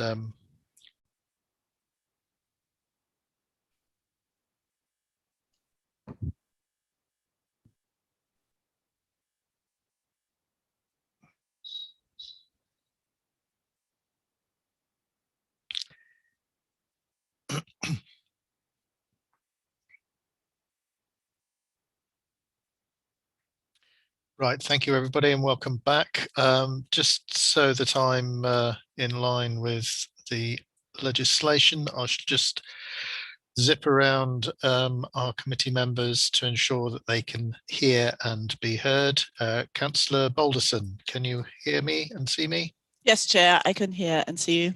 We can hear and see you. Councillor Bolter, can Yes, you Chair. hear and see me? Yeah. See and hear you. Thank you. Thank you. Councillor Ginman. Yes, indeed, I can see and hear you. Thank you. Councillor Toynbee. Good afternoon. I can see you and hear you. And is Councillor Watson still with us? Yes. Yes, I'm here. Thank you, Chair. I can hear you, see you, but as you know, I'm leaving at about just after 20 past. Thank you. Thank you, Councillor Watson. So we're now at a point where we were about to begin item 10 of the agenda, the Rethinking Governance Working Group Progress Update. And I think if we have John Coleman, yes, I've spotted you on the screen. Our Democratic Services Manager was going to just introduce us to this paper, and it's really a comment on the progress to date of the working group. The working group updating us as a committee on the progress of the Rethinking Governance activity. Over to you, John. Thank you very much, Chairman, and thank you, committee members. I'd like to just provide you with just a brief review of what the Rethinking Governance Working Group principles are behind the work that's being carried out. So back in October 2020, the Council took the decision to approve to move to hybrid cabinet model of governance. And under which the guiding principles through which the working group are following are to maximise member engagement and participation in decision making, to ensure decision making is informed, transparent and efficient, to welcome public engagement, to enable members and officers to perform effectively in clear defined functions and roles, and to assess any resource implications for any proposed changes. So since we last reported back in January, we have had 2 further prominent focus group meetings, the first being with planning officers to look at the constitutional arrangements and the committee arrangements we have with the Planning and Regulatory Committee, and also as well to provide members with 2 opportunities to look at some of the emerging recommendations that are coming out of the working group. So really, I think a lot of the work of the working group has been very much focused on trying to establish what the evidence is for or against certain ways forward in terms of constitutional change. And I think we're in a position today to start to solidify in some regards the emerging recommendations that are coming out of the working group. The working group are very keen to see enhanced key decision consultation, but not necessarily in the form that we undertake it in at the moment. So we'd like to see stronger involvement of the forward plan in influencing the key decisions that are being discussed, and also looking at slightly different ways in which we could actually consult on key decisions. So looking at focus groups, briefings or surveys. And in line with that, looking at proposing dropping the political group consultation, which has been universally found to be quite a difficult way in which key decisions are currently consulted on. In terms of moving forward with any new structures, the principal areas that have been considered are around scrutiny, and looking particularly at aligning scrutiny committees to the corporate objectives, so corporate objectives of economy, environment and community, and looking at ways in which we can map the internal and external scrutiny functions to each of those committees. So under those proposals, 2 emerging structures are coming forward. The first structure would look to set up an environment, an economy and a community committee, and within the community committee have 2 principal committees looking at children's and adults. Within that structure, there are proposals to allow for joint scrutiny, which isn't currently a provision in the Constitution at the moment. So the second structure would be currently looking at having 3 principal committees, an environment and an economy committee, children and young people's committee, and an adults and wellbeing committee, again with proposals built into there for allowing joint scrutiny. Around the proposals for changes to scrutiny, there would be an enhanced scrutiny protocol group. Now, this is the group that was set up and established following the guidance that came out in May 2019. The council set up a scrutiny protocol, and within that scrutiny protocol, we can see opportunity to, bear with me, to consider items that are coming up for scrutiny and how those can be better coordinated across the committee work programmes, ensure consistent timetabling with other council activities, for example, such as the performance challenges, and consideration of joint working opportunities between the committees, looking at whether or not we need to set up any standing panels or task and finish groups for certain matters. A key theme within the scrutiny is to try and push scrutiny to be looking at pre-decision parts of policy and decision making. At the moment, there is a view that scrutiny is perhaps focused too much on post-decision activity and not enough on policy influencing and pre-decision influencing. So a big push in terms of looking at how scrutiny can enhance that role will be a key feature of scrutiny moving forward. A stronger, more helpful forward plan as well in helping the scrutiny committees and the council to both look at key decisions but also items that need to come up through scrutiny. There seemed to be less evidence to support setting up subcommittees of cabinet, and certainly when that has been tested with the members, there is a preference not to move towards having subcommittees of cabinet, but instead to have enhanced scrutiny that will allow for more pre-decision influencing. I'd like to just acknowledge the work of Councillor Watson around her work around the planning side of things. She's done a tremendous amount of work working with the planning officers and the planning committee, and there has been a very good body of work that's coming out of that we're looking to communicate through to members over the next week or so. No real I suppose showstoppers. The balance of the committee numbers is felt to be about right. There's a strong support for limiting or creating some sort of time limits for ward members to speak during meetings. clearer understanding and communication about how the planning committee works. So having flowcharts, for example, for members of the public to understand when a matter comes to committee, what processes does it follow to get there, and what will the committee be considering as part of that. Also as well, just in terms of constitutional change, a strong proposal to bring elements of the planning descriptions in the constitution all into one place. Yeah, and as I say, we'll be looking to communicate the key findings from the planning side of things over the next week or so, and Councillor Watson and I will be sitting down to work through what the key messages are.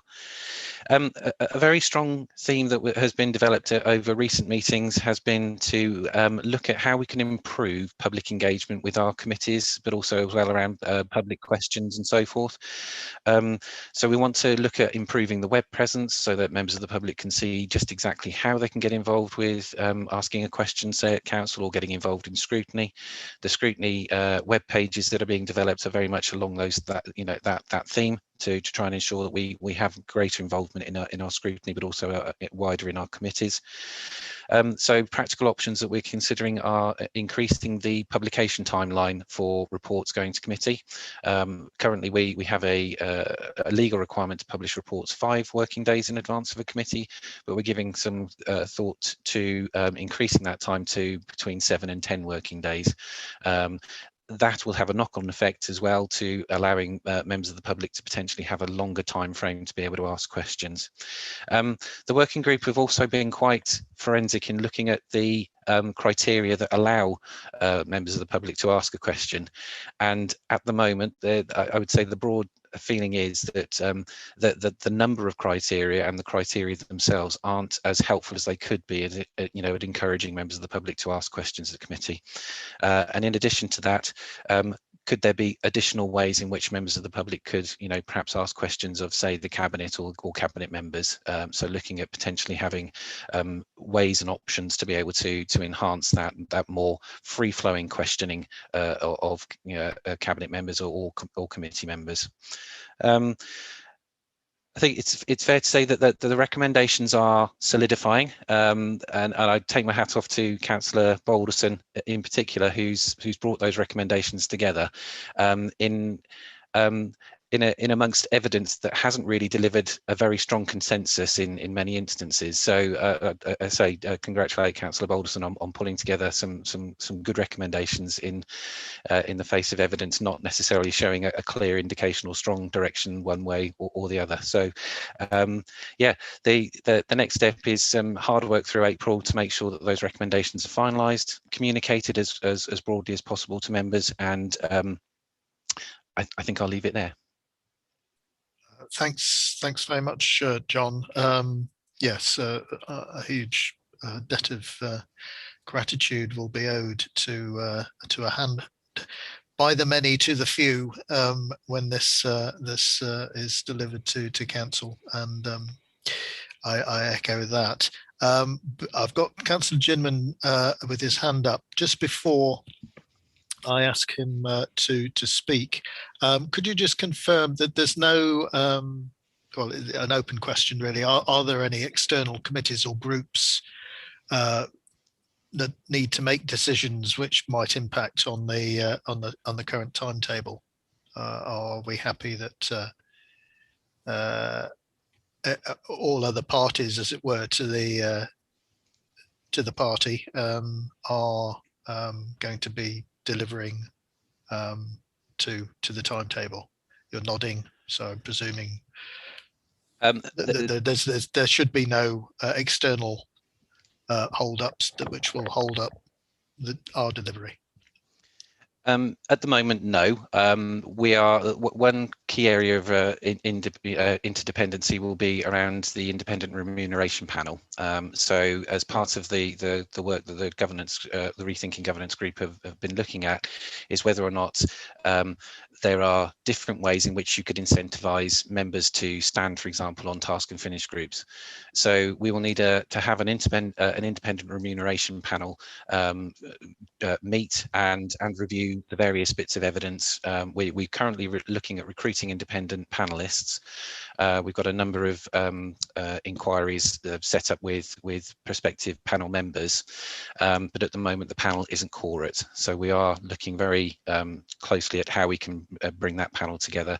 As I say, we've got adverts out at the moment to encourage people to put their names forward to be an independent panelist, and we've got guidance out there as well. So that is one area that I do have a slight concern about. We are trying very hard to get the panel quorate, and as soon as we do, we'll be able to push that forward. But that is just one area I should flag. Thank you. Thank you. Councillor Ginman, you've got your hand up. Thank you. Yeah, I noted the frequent reference to more engagement with the public, but I didn't notice anything that said more engagement with parish councils. Now, it seems to me this is missing so far in the discussion. I appreciate that parish councils are a separate entity legally, but they are the essence of, or should be, of the local community. And having created Talk Community now, which is working its way through, as we heard earlier, in expanding, and will become very much part of the process of passing information backwards and forwards, I'm sort of slightly disappointed that there isn't more indication of engagement with parish councils. And I'm particularly mindful of the fact that so many of them have gone through the painful process of producing neighbourhood development plans. And they themselves need support to show that their actions and activities are listened to. And when planning goes through against the NDP, it's probably the most difficult thing to handle in that particular parish council. So I'm trying to integrate the process of information forwards, backwards, discussion, criticism, knowledge, change. It seems to me it's missing a trick at the moment, unless I have misunderstood what's going on, but would perhaps like to seek a bit more reassurance from yourself, Christy, the team, whatever, that particularly and I suppose I sit here thinking of it more in the rural context than I do in the town councils, where I think there might be some more, perhaps some more togetherness, I'll put it that way, or discussion. But I do have that feeling into the rural communities sometimes that there's a big divide, and we need to bridge that and show oneness of county. I don't know, Councillor Balderson, did you want to just comment on that, or John? I don't know. Yeah, John might like to add some further comments, but I know it certainly has been something that we have talked about within our sessions, particularly around engagement, and because over the last few weeks, how we were going to look at this public engagement piece changed somewhat. Initially, we were thinking we would go out and do some specific consultation, similar to what we did with the members. And then we, with the timelines and really, I mean, essentially we are doing a constitutional review to a certain point. And so we needed to focus on, what elements within the Constitution do enable this public engagement. So we then have flipped that a little bit, and we've focused on the types of questions that have been coming into the council, and also we've looked at things like freedom of information. What topics are people asking questions about?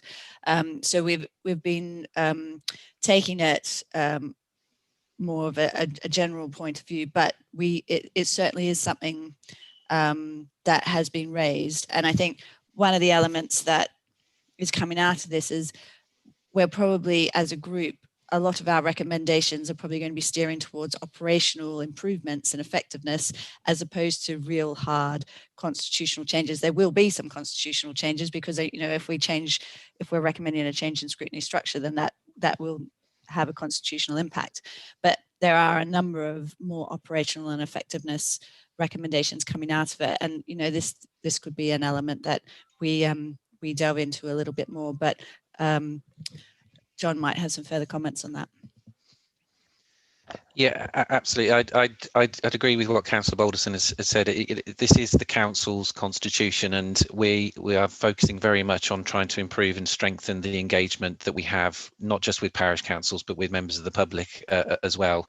So under that side of things, certainly, we would be very open to, parish councils, engaging with the council more through the various routes that would enable us to do so.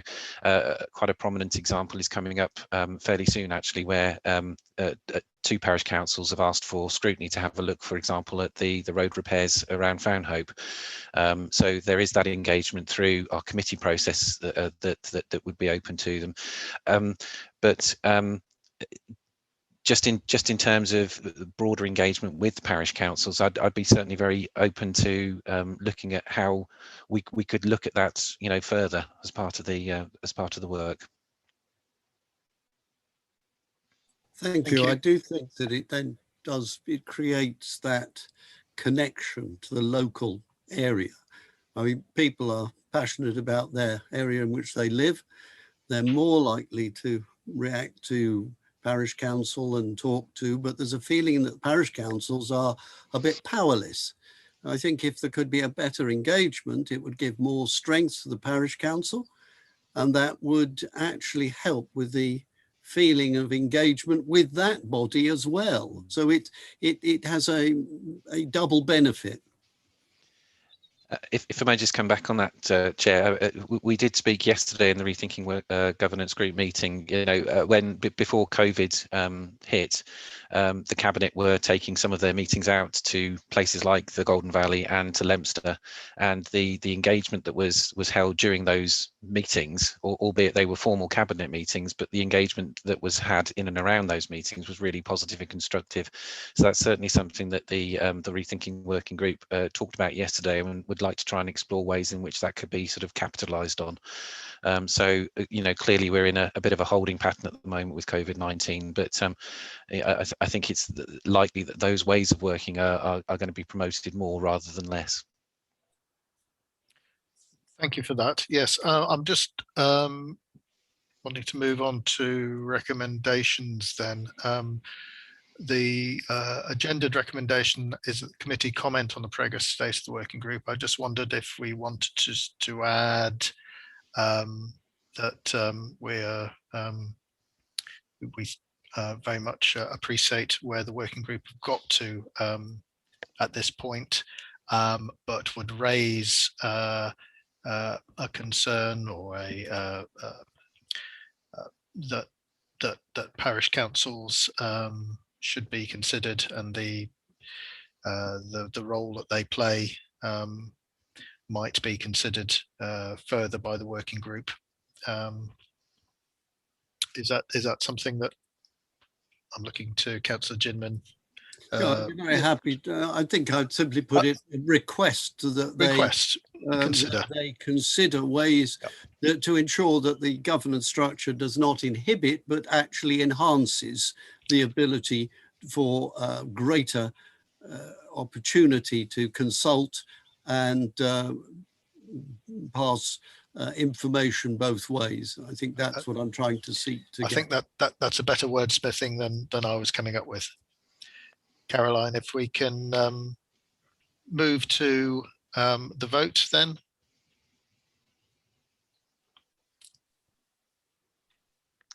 Chair, the voting number is now 5. Thank you. And the options should hopefully be on your screen now.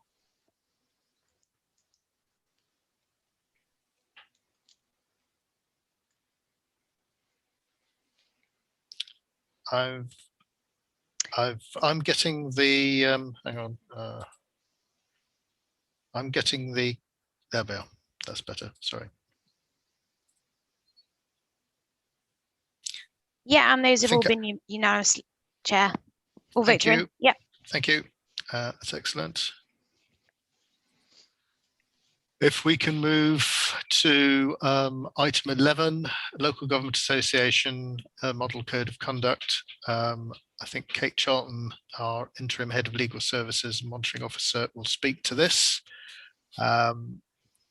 purpose of this to consider the Local Government Association's Model Code of Conduct and agree the next steps to review the Herefordshire Council Code of Conduct. And as you'll see from the agenda, we've got three recommendations down. Three recommendations in the agenda are that the committee reviews the LGA Model Code of Conduct, that we agree in principle the proposed changes to the Herefordshire Council Code, and that we agree to consult with all members of this council, together with all parish and town councils, about the proposed changes. And just before I let you speak, Kate, I can confirm, can I, that in the amended, or the copy that has track changes, the track changes in blue and red are from different reviewing officers. Is that right? Yes, Chair. The blue and red ones are between myself and also the independent persons who have also seen the hybrid model. Thank you. Okay, and would you like to just introduce this for us? I will do, thank you. So we brought this to committee today because we would really like your comments on the hybrid model code of conduct that we're proposing for Herefordshire, following the Committee on Standards in Public Life Review, which published its recommendations in 2019. Recommending that there was a LGA, Local Government Association Model Code of Conduct, or there was at least a model code of conduct, and the LGA took it upon themselves to say that they would develop that code of conduct. They, in their code, which you've been provided a copy with, it's a template for councils to use. It isn't mandatory. And what the LGA have said that they will do is that they will review this code of conduct annually. And they will also issue some guidance with it as well. That guide in terms of guiding principles, that hasn't yet been published. Many local authorities have been looking at their own code in the light of this draft code from the LGA, and also in the light of the Committee on Standards of Public Life recommendations, many of which unfortunately can't be enacted because they need legislation to do that, but the Code of Conduct doesn't. The Localism Act 2011 requires us to have a code of conduct, so we have looked at the hybrid, we've looked at the LGA, and we consulted with the independent person panels, our independent panels, and they like the hybrid model. There are a few amendments we need to make to our own code to strengthen it in the light of what the LGA have said, of what they have recommended, but haven't proposed, neither Claire when she was acting as monitoring officer and myself as deputy monitoring officer, or the IPs have said that we would recommend embracing the LGA code in its entirety, because the Herefordshire Code, we feel, has got a good structure to it, has got good elements to it, and it just needed tweaking in the light of the LGA recommendations, and also recommendations actually of our colleagues, our monitoring officer colleagues, who across the local government, who've also reviewed the LGA model. I must say it's not being embraced by all local authorities in its whole. There are some criticisms of it, and most local authorities are actually using a hybrid model of the code. And so I'm happy to take some questions on that, would welcome your comments on the model code, and also your agreement that we go out and consult all members, including all parishes, on this code as well. And we'd like to do that, and we'd like so that it can then be incorporated as part of the rethinking governance changes to the constitution and launched from May at the AGM. Thank you, Kate. So I'm correct in assuming that this will go out for consultation to parishes and all members, and then come back to this committee in its sort of final consulted on form for approval by the committee before it. Yes. Yeah. That's fine. I've got three areas myself, and there's no hands up. Councillor Toynbee's just put a hand up, but I got in first, so I'll just, if I may, 5.2.14 under Schedule 2 interests. I'm looking at page 189 of our papers. There's a change here which now talks about membership of any body or membership to which the member is appointed or nominated by the council. Now, to my knowledge, Schedule 2 interests, did Schedule 2 interests include bodies to which you were nominated previously? I'll leave that question hanging. If you could, I'll need to go back and remind myself. Yeah, Thank you. I wasn't sure. Page 194. I put here, it says you should follow the advice of the chief executive or finance officer or monitoring officer, and should not cause the council to be in breach of its statutory or financial responsibilities. I'd prefer to say you should take due notice of the advice of the chief executive or finance officer. I think to be prescriptive is just a little too draconian there. Yeah, I hear that. But it might be just me. And 196, the confidentiality and access to information under 4.2, I do not improperly use knowledge gained solely as a result of my role as the councillor for the advantages of myself or any other person, corporate or individual. Again, it's very, very far reaching. Is there no public interest defence there? So I can pick that one straight away if you like. So there is obviously a public interest test that would be applied in respect of any conduct issue and any conduct issue. Yeah. And is that picked up in the document somewhere? I have to remind myself if it's in the guidance, but we certainly have a public interest test. If it isn't, then can we have a note there to say that, you know, if it is in the public interest, then yes, that is a defence which can be called on. Yeah, that's helpful. Yeah. Okay. I could answering your first question regarding membership of bodies. We specifically excluded outside bodies previously. Yes, I thought we did. Yep. So, but now we're including those elements that we've put in now in terms of directorships of bodies that you've been appointed to.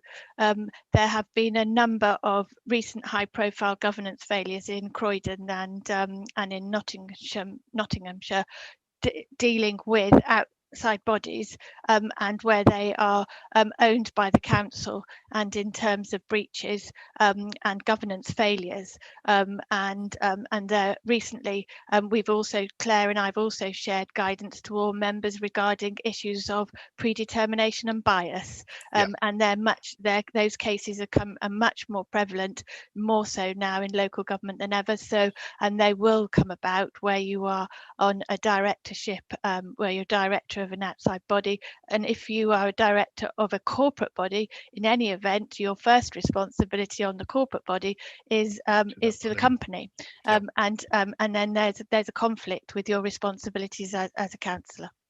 Thank you. Well, that explains that. I've got Councillor Toynbee and Councillor Balderson. Yes, thank you for this, and thank you, Kate. My question links this with our previous agenda item, which was about rethinking governance, and in particular, public engagement. And I think some of us maybe joined the council thinking, yeah, we'll we'll co-opt lots of really interesting people with specific expertise onto committees, and that'll really help our committees. But then committee members have to adopt the code of conduct, and it all becomes much more complex. Whereas the other experts and panels and focus groups, there are so many other ways of engaging people. Is there a way that we can use the code of conduct for that? Have we, what's the link between the code of conduct and our rethinking governance process and public engagement? I'd want to put a bit of thought to that, but what I would say immediately would be that co-optees are bound by, so anyone who's officially co-opted onto a council committee is bound by the code of conduct. Anyone who volunteers for the council and has that public participation, then actually we would have an agreement with those members of the public who actually were party on that in terms of the level of engagement and code of conduct we would require of them. But we can't bind them to this code of conduct because this is a specific code for councillors and co-optees to the council. But I think it's important that we include something in public participation and what we would like, and that's really helpful, what we would like from people who engage with us and support us and work with us. Thank you. Yeah, Councillor Balderson. Thanks, Chair. Yeah, my question was very similar to Councillor Toynbee's in terms of section 5.2.4, which is page 185, does go into who this code applies to. And so we've got co-opted members of any committee, subcommittee or joint committee. But one of the things that we are looking at as part of the Rethinking Governance Working Group is, how one of the effectiveness elements of scrutiny is that there is the option with task and finish groups or with potentially stand-in panels or joint working arrangements, which we haven't done up until now so much, but we're potentially going to be making some constitutional changes to allow that going forwards, to essentially co-opt some experts or members of the public onto those working groups. So it's my question as to they're not formally co-opted onto a committee because at that level, task and finish groups, standing panels and working groups don't have the same sort of legal parameters. But to what point would this code apply? Because they would still be participating in elements that would go up to scrutiny and go up to these committees. So there isn't a statutory requirement for this code to apply, but we can ask them as part of saying, if you are part of these bodies, part of these groups, that as part of that engagement, this code of conduct would also apply to you as well. So we can do that, or we can, as other councillors have done, have actually set out protocols either for co-optees or non-statutory co-optees, where actually set out what the code of conduct we would expect from those non-statutory co-optees. So there are different ways that we could deal with it, and probably I should come to your Rethinking Governance group and we can talk about it further.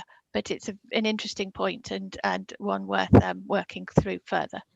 Yeah, that would be great. And I think I will make sure that John sends you the date, because I think we've got one in the next 2 weeks where this will be particularly relevant. Great, thank you. Yeah, thanks for that. I think it's particularly relevant where co-optees or invited members are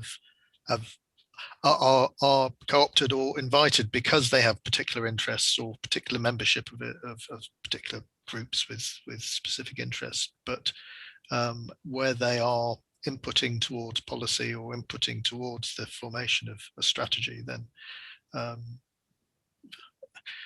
the wider public needs to know the membership that these individuals might have. Councillor Ginman. Yes, I just wanted to continue that debate around bias and predetermination, really, because I think it's one of the most difficult parts of this whole code. And the examples you've given in here, in whoever wrote the blue with a red header, it is extraordinarily difficult, given that people will have had a manifesto on which they stood, and which they plainly stated what their view is on a subject. And then in effect, you're saying, well, you've now got to forget all of that, have a completely open mind, because you're going to vote on it as a councillor or deal with it in a committee. Well, that would almost take the Green Party out in one go, I think. You know, I mean, where there are sort of really rather strong views on particular aspects, and it might well be that I could make the same argument about all the other parties, and each of those will have strong views on it. So how that is worded and managed, I'm still getting my head around it, because I feel that the examples you've given, I can understand, but I'm struggling with trying to make the reasonable person and the reasonable voter and the reasonable councillor be able to say, well, actually, yes, I can sign up to that, because I think there would be great difficulty for some people whose views are embedded over years in a particular aspect and plainly stated. But that's the nature of politics, isn't it? I recognise that. It's a really interesting question, and one where it conflicts with it does conflict at times with how the law's developing on this. But the issue of bias and predetermination is that actually it's about that you can when you are making a council decision, that you can demonstrate that you've listened to what's being shown, and if necessary either vote and debate, because you can demonstrate an open mind and you feel you're able to. And if you're not, then actually don't take part, because the challenge to the reasonable onlooker is otherwise it risks a council decision. And I'm not saying that happens in every single time, and I recognise exactly what the point that you've just made about in terms of conflicting. Yeah, I think if any member has got any concern before that they have before they need to engage in any council business, I think it's important to come and talk to one of us in governance services. But I recognise it's a difficult challenge for members. And can I say, I think it also is, I mean, I noted your comment or the comments just now about task and finish groups onto which one might bring non-council members. Very often people are being asked to partake because of their expertise, because they have knowledge. This almost works against it, in the sense that they're better coming forward as witnesses and being questioned than actually being participants. Because if you're having almost a jury of 12 good men and women and true, here, that is not often the case. I mean, it's a case of detailed knowledge assisted in getting to the right conclusion. But that will mean that they may well have published papers or comment or whatever on a subject which clearly shows a bias or a arguable predetermination. I just think this is a really difficult area, and I don't envy anybody trying to write it, but I think we do need to be, we don't want to become so, there's a danger of losing quality debate and losing quality people in trying to get the decisions. It's good seeing Jackie there in the sense of the swap, because this is clearly something that's going to be a risk across all groups and ones that you're dealing with. And it's you know, something which we need to probably take quite some time to discuss and educate and consider. So I agree with you in your last point, Councillor Ginman, and we have said that what we'd like to do is what we want to do is go out and do some training, and particularly on the bias and predetermination, and in terms of trying to help members with different scenarios, and in terms of the learning that we either have, and how we can help in those circumstances. Sorry, to come back very briefly, yes, it's not just training of the members, it's actually being clear to the public, because otherwise I can see great deal of complaint being misplaced or misunderstood. Yeah, I think I recognise that. That is the biggest point. And if you look at the primary legislation on this, it does make it almost impossible to be guilty of predetermination unless you've actually stated within a few minutes of the meeting starting the way that you're going to vote on a particular object. Yes. It is more surprising, I think, to the lay person that somebody can hold and be seen to hold a view and then vote and it not be predetermination than any other sort of outcome. But Councillor Toynbee, and then I'd like to go to the vote on these recommendations. Yes, thank you. That was really useful, that bit of information about predetermination and public perception, because I think it is a word that sometimes people might want to throw it at their opponents to make things look a bit dodgy, whereas in fact it's just kind of human nature. So that's quite reassuring. And I think it is, but we're all politicians. It is possible to have. I have very strong views about things, and I think I've got a fairly open mind, and I have had my mind changed quite a bit actually during debate. So it's very delicate. It is a difficult balance, and I think that very crunchiness is very interesting actually. It's delicate and difficult, but it's really interesting and sort of gets to the heart of a lot of what we're doing. I don't know, at national level, is the same thing at national level? Because, they have party manifestos and they make promises and pledges all the time. Do they have the same thing at national level?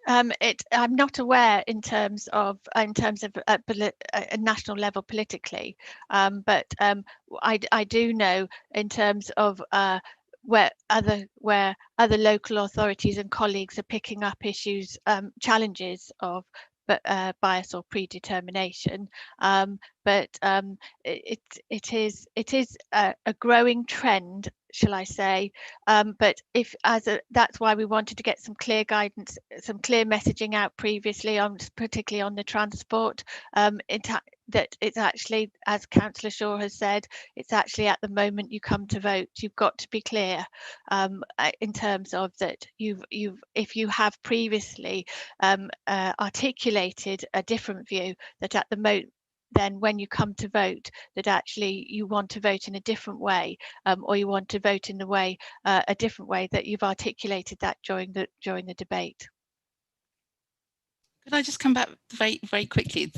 It's just on the word bias. I think bias I'm nervous about the word bias because it has a very negative connotation, whereas we're all allowed to have strong opinions on things.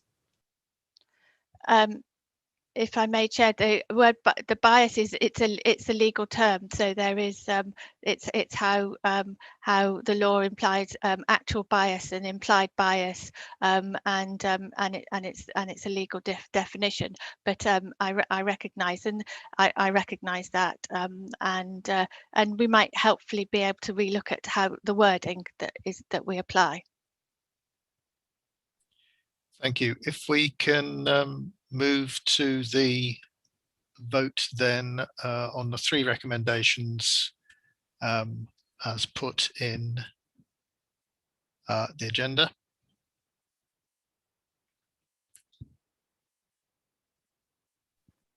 Yes, Chair, the voting number is still 5 and the poll should hopefully be on your screen now.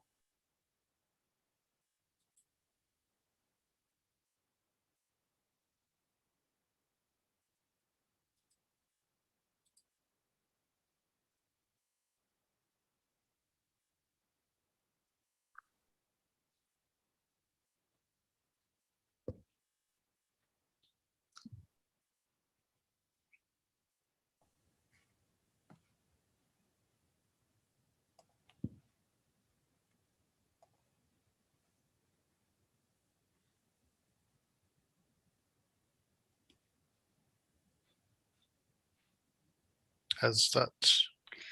I'm still outstanding 3 votes, Chair. Yeah, it's refusing me to submit. Are you happy for me to relaunch, Chair, on that basis? By all means, yeah.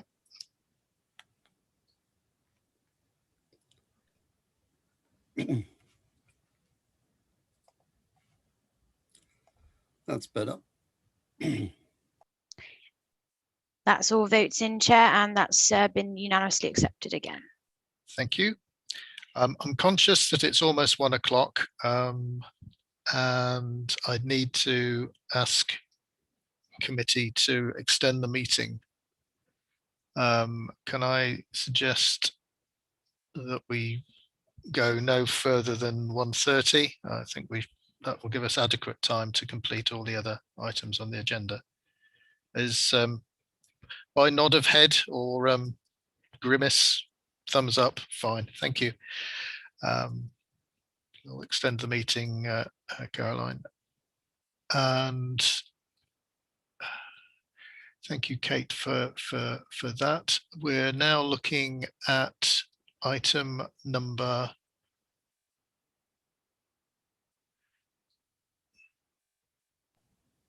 12. That's right.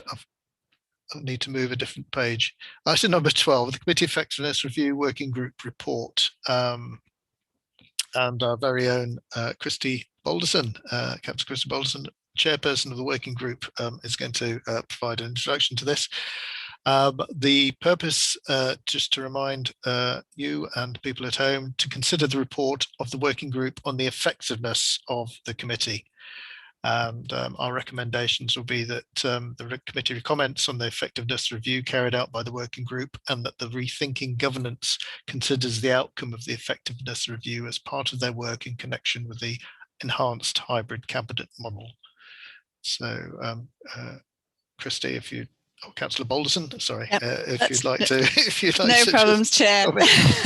I will try and keep this introduction fairly brief, given that we all want to get off. We've got other things to do. But if you stretch your minds back to June last year, that's when we resolved to form this group to look at the core functions of the committee, its membership and its effectiveness, and the work and our work program, and particularly we had identified some elements that were in our terms of reference but weren't necessarily scheduled. So since then, the group has met on 4 separate occasions, the most recent one being in January, where we consulted on some of these recommendations with the committee. So I don't intend to go into each resulting action plan. I'm assuming that you've read the papers, but overall there was 25 good practice self-assessment questions, and the majority of these were found to be met, or at least partly met, with only 4 questions not being formally addressed. And so that forms the basis of the proposed actions. There's probably 2, I think when we last met, we had general agreement on many of these things. There's probably 2 things that I would like to draw discussion on if possible. Obviously, if anyone does have issues with the other action items, please let's raise those today as well. However, I think the 2 ones were action 11, which is Treasury management. It was something identified. So the Chartered Institute of Public Finance and Accounting published the guidance in 2018, which is what we used as a basis of comparison. And one of the elements that they had identified was treasury management. It's not something that A&G do. It is something that is at a full council level, albeit we do look at the waste contract requirements. So that's one element that I would like people's thoughts on, and also action item 13 as well. One of the elements that we didn't address when we compare it to best practice is obtaining feedback on our performance. So if any members have specific comments on those 2 points, or any of the other action plans, that's certainly something I would like to draw out in today's discussions before we recommend it through to the Rethinking Governance group. Thank you, Councillor Bolton. I think just to be clear, the SIPFA guidance is that audit and governance do deal with the Treasury function, that it's not a function of full council, as is the current state, because our constitution is written that the Treasury function will be reviewed by full council. Appreciating that the Treasury function is it's quite a specific, detailed audit financial function. It would seem to me not to be unreasonable that audit and governance should be given the task of dealing with it rather than full council. But I just wondered if Andrew Lovegrove, as you're probably the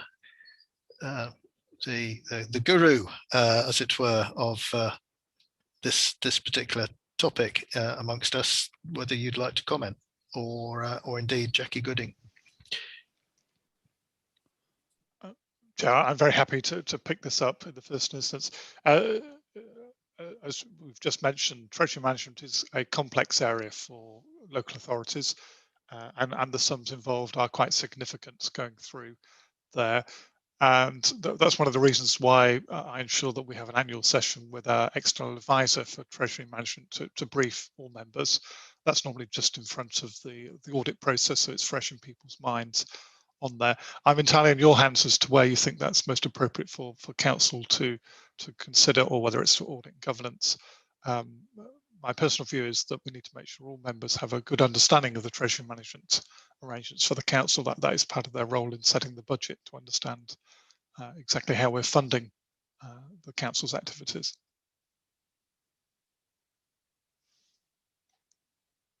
Thank you. Councillor Ginman's got his hand up. I don't know, Jackie, did you want to comment on this at all? Thank you, Councillor. Sure. Yes, so Andrew makes a very good point that all members should have a thorough understanding, or at least an understanding of Treasury management and the principles and policies, and also the strategy. And normally, Treasury management reports do go to audit committees.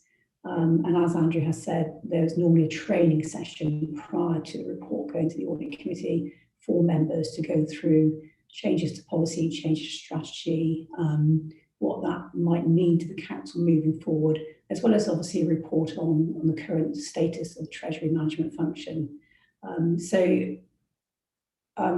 In general practice, I would see it coming to the audit committee. Obviously, as a council, you may wish that it goes to another committee or to full council rather than just coming to the audit committee. But again, it is important that all members have a general understanding of the Treasury management principles. I'm not sure that really answers your question, to be honest. Well, I suppose, yes. Your view is that it normally goes to audit and governance, but yeah. But all councillors should have should suffer the training. Councillor Ginman, Councillor Ginman, your thoughts? Yeah, I think much of what's written in here raises quite some interesting questions with regard to training, and then following from that, time. I'm very mindful, and I very often am making the point that we're trying to encourage people to be councillors. And we might talk about the number of days that there is council meetings, and there might be the number of parish councils they probably attend. I'm getting the feeling that we're failing to tell people how many training days they need to do in order to actually understand this.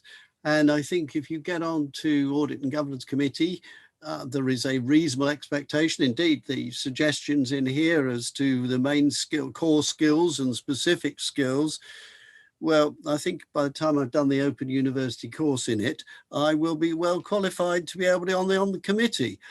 So it's just something where where the balance is, and I think that's in effect what's just been said. You know, how all councillors should have some knowledge, but some councillors should have more knowledge than others. It's sort of Orwellian almost in terms of how one looks at it.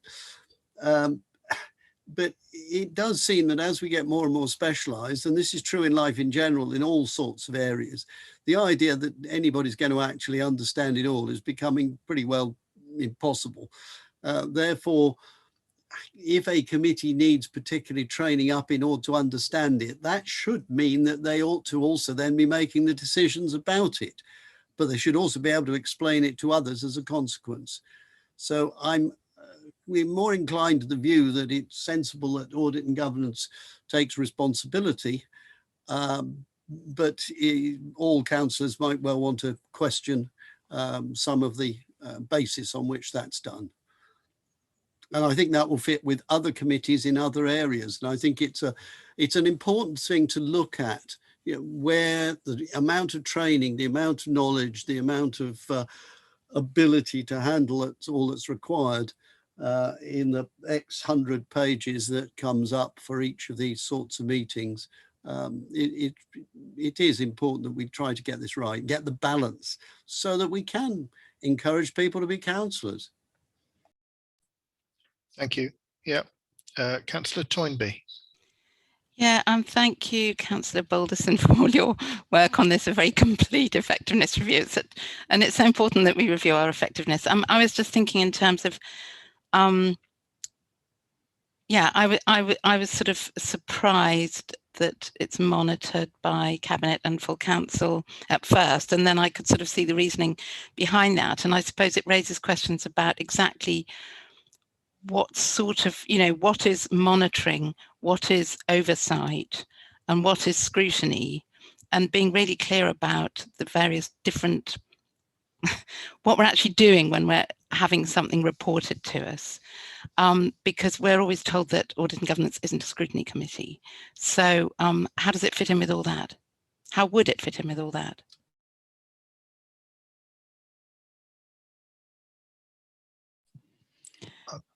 It's probably a very good question, Councillor Toynbee.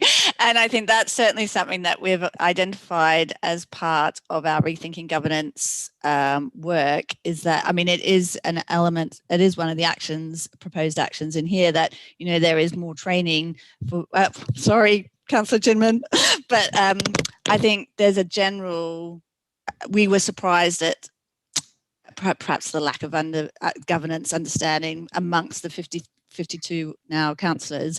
You know, some people know more than others, but the number of people that hadn't read the Constitution, the number of people that didn't fully understand the difference in roles between scrutiny, between audit and governance, between you know, council, cabinet, and I think in our next communications from the Rethinking Governance Group, we will be providing more background and information around that to help them better understand where we're coming from in terms of our recommendations, so they can put it in context a bit better, because that was certainly one of the big feedback points from our member briefing. So you know, the differing roles between, the understanding of those differing roles between scrutiny and audit and governance is certainly something that we need to work on in terms of councillors' understanding. Yeah, and returning to that Treasury function, I think if it was to become a requirement for the Audit and Governance Committee, it would also underline the importance of having potentially an independent member who was professionally qualified to assist the Audit and Governance Committee in making decisions. Well, we don't make decisions in questioning the decisions which are being proposed by finance, if it covered perhaps a change of investment direction or something like that. Essentially, we're looking to check that the finance function has covered, has followed the rules as have been agreed in the policy, but those rules and the policy may want to change according to external events. But it's having the knowledge as to whether those changes are reasonable in terms of the risk appetite of the council, I suppose. But I don't know whether we, Councillor Balderson, in terms of the steer that you're looking for from committee, do you want a steer from us today as to whether this should be a function of audit and governance? Well, I think if everyone's in agreement that it remains as action item 11, given the specialist nature, it should be considered. The working group can then go away, perhaps with Andrew and the monitoring officer, and then come back with some recommendations around that. Yep. Well, I'm very happy to do that, I think, and I'm seeing nods around, so I think we'll. But I'm getting the steer that potentially it would be something that may be beneficial. That I can see why it comes, yes, to us. I would hate for all councillors to lose the opportunity to attend the training, though. Yep. Because it is not just because it's training. It's quite interesting training, and that's really down to the person that does the training. I think it all sticks in our memory. Councillor Ginman. Yes, I agree with that. I just wanted to add my thanks to Councillor Balderson for all the work she's doing on all of this. I mean, it's quite a load that you've taken on, and it is appreciated. I just was slightly nervous if we're adopting Action 11, that I think the waste contract is an example, but I wouldn't want it to be a core. It makes it look as though it's a core, whereas I think what you're trying to say is, for example, the waste management contract. Otherwise, it sort of gets written in the rules that you've always got to look at the waste management, which we don't want. And there's going to be others that will come along that will be equally valid to look at. So I'm not sure that I can adopt Action 11 quite as it's written, and indeed in that paragraph, but I'm getting a nod from you, which I suspect says, well, that was not quite how I intended it either. So it may be just a question of wording. Yes, I think it's specifically mentioned because that's the only Treasury management role that is specifically currently in our terms of reference for us to look at the waste contract. So one of the things that we were talking to Andrew about previously was if Treasury management remains with the council, would it actually be more prudent for that responsibility to sit within the element that the council does as well?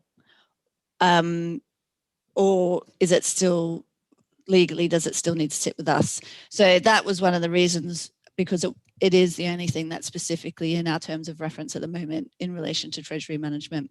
But I'm quite happy to play around with those words to make that a little bit more clear. And I can do that with Caroline if everyone's happy with that. Fine. We are. Happy with that. And was there was another action you wanted us to comment on, or yeah, it was just action 13. So so there was a lot of emphasis in the best practice around continuous improvement and understanding how much value we add to the council, and that's certainly one thing that well, no committee does really within the council, and that's something that's come out of the scrutiny reviews as well. But how do we want to get feedback from, and how would we do that in terms of our performance and whether we are adding value?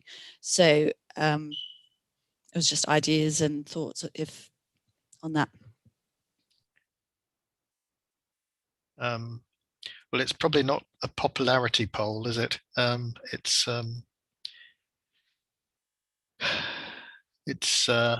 almost a very difficult one.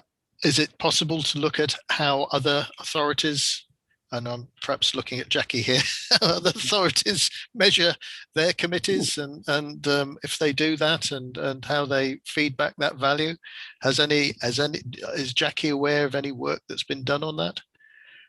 Thank you, Councillor Shaw. I think first of all, this is a really good report, and a really good process to have gone through for your committee, and it highlights elements where potentially there are improvement, but it also demonstrates that primarily you are performing duties that you'd be expected to, which is really important as well. As for other councils, the answers I don't know, but I can certainly find out for you. I can ask our other partners what they're doing in relation to this, if anything, and certainly feedback on that for you. That's no problem. I suppose the other port of call might be the LGA to see whether they've got any information on councils which have performed effectiveness reviews of themselves, or indeed SIPFA, because it's their sort of blueprint. So I would have thought SIPFA. Again, perhaps Andrew's probably going to make himself a sandwich. I'm not sure. I don't know whether SIPFA might have some information on. He's eating his sandwich. You are allowed. Whether SIPFA might have some information that might help us on that. It's very difficult, I think, for us to, imagine or create this wheel when we don't know quite what it looks like, and what its we can see what its purpose should be, but I'd be looking to the to what has gone before. Councillor Ginman. Yeah, it may be slightly incestuous, but I do think that SWAP actually is in a very good position, because it's acting both looking at our council and looking at us. And it seems to me that in first instance, they have a real opportunity to say, well, these are areas where it might be helpful for this committee to start to think. So it does put Jackie and her team in a slightly difficult position, but at the same time, you can be incredibly helpful to us, I think, in that regard. Thank you, Councillor Ginman. We're also members of LACAN, so the Local Authority Chief Auditors Group. So I can certainly ask the same question across the LACAN group as well. So widen the scope of potentially getting some responses back. Thank you. I'm not sure whether that all goes to answer the question posed by that Action 13, Councillor Balderson, but I think it will go away to provide a solution. Yeah, and I think perhaps the action can be maybe look into ways, because I think action item 1 is us doing our annual effectiveness review. So I think that this action could be rewritten to be, we'll go away and look into ways how we could potentially improve this over the next few years and build that in, as opposed to something that we need to do right now. Thank you. Okay.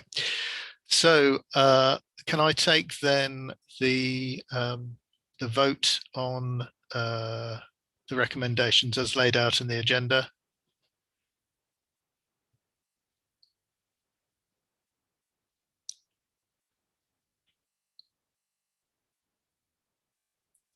And 5 still to vote, I think. Yes, Chair, 5 voting members, and the poll should be on your screen now.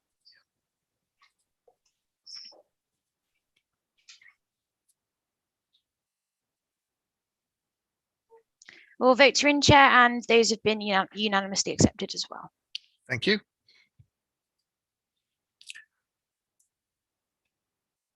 So just wait for if Jackie and Andrew are coming back in. For agenda item 13, the work programme update, and really just to confirm the work programme, which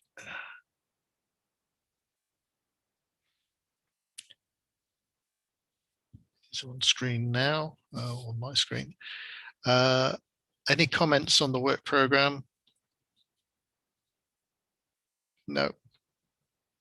I believe we're required to agree the work programme update, so we've got to take a vote on the fact that we agree with it. So So could I just have that vote put?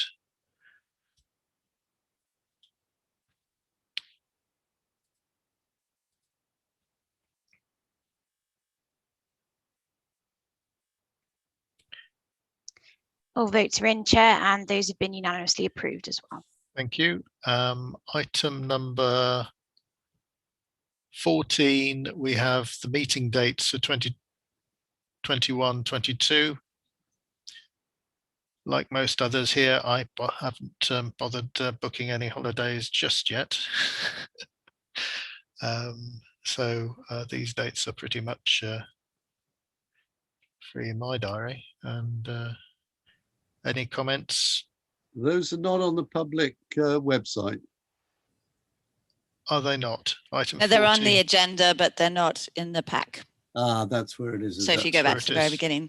Yeah, they're not on mod.gov, but they are on the agenda. So if we noted that, and we can ask the clerk to arrange, I don't know whether we're arranging room bookings or Zoom bookings, but bookings of some sort for us to undertake these meetings. And then agenda item 15, the date of the next meeting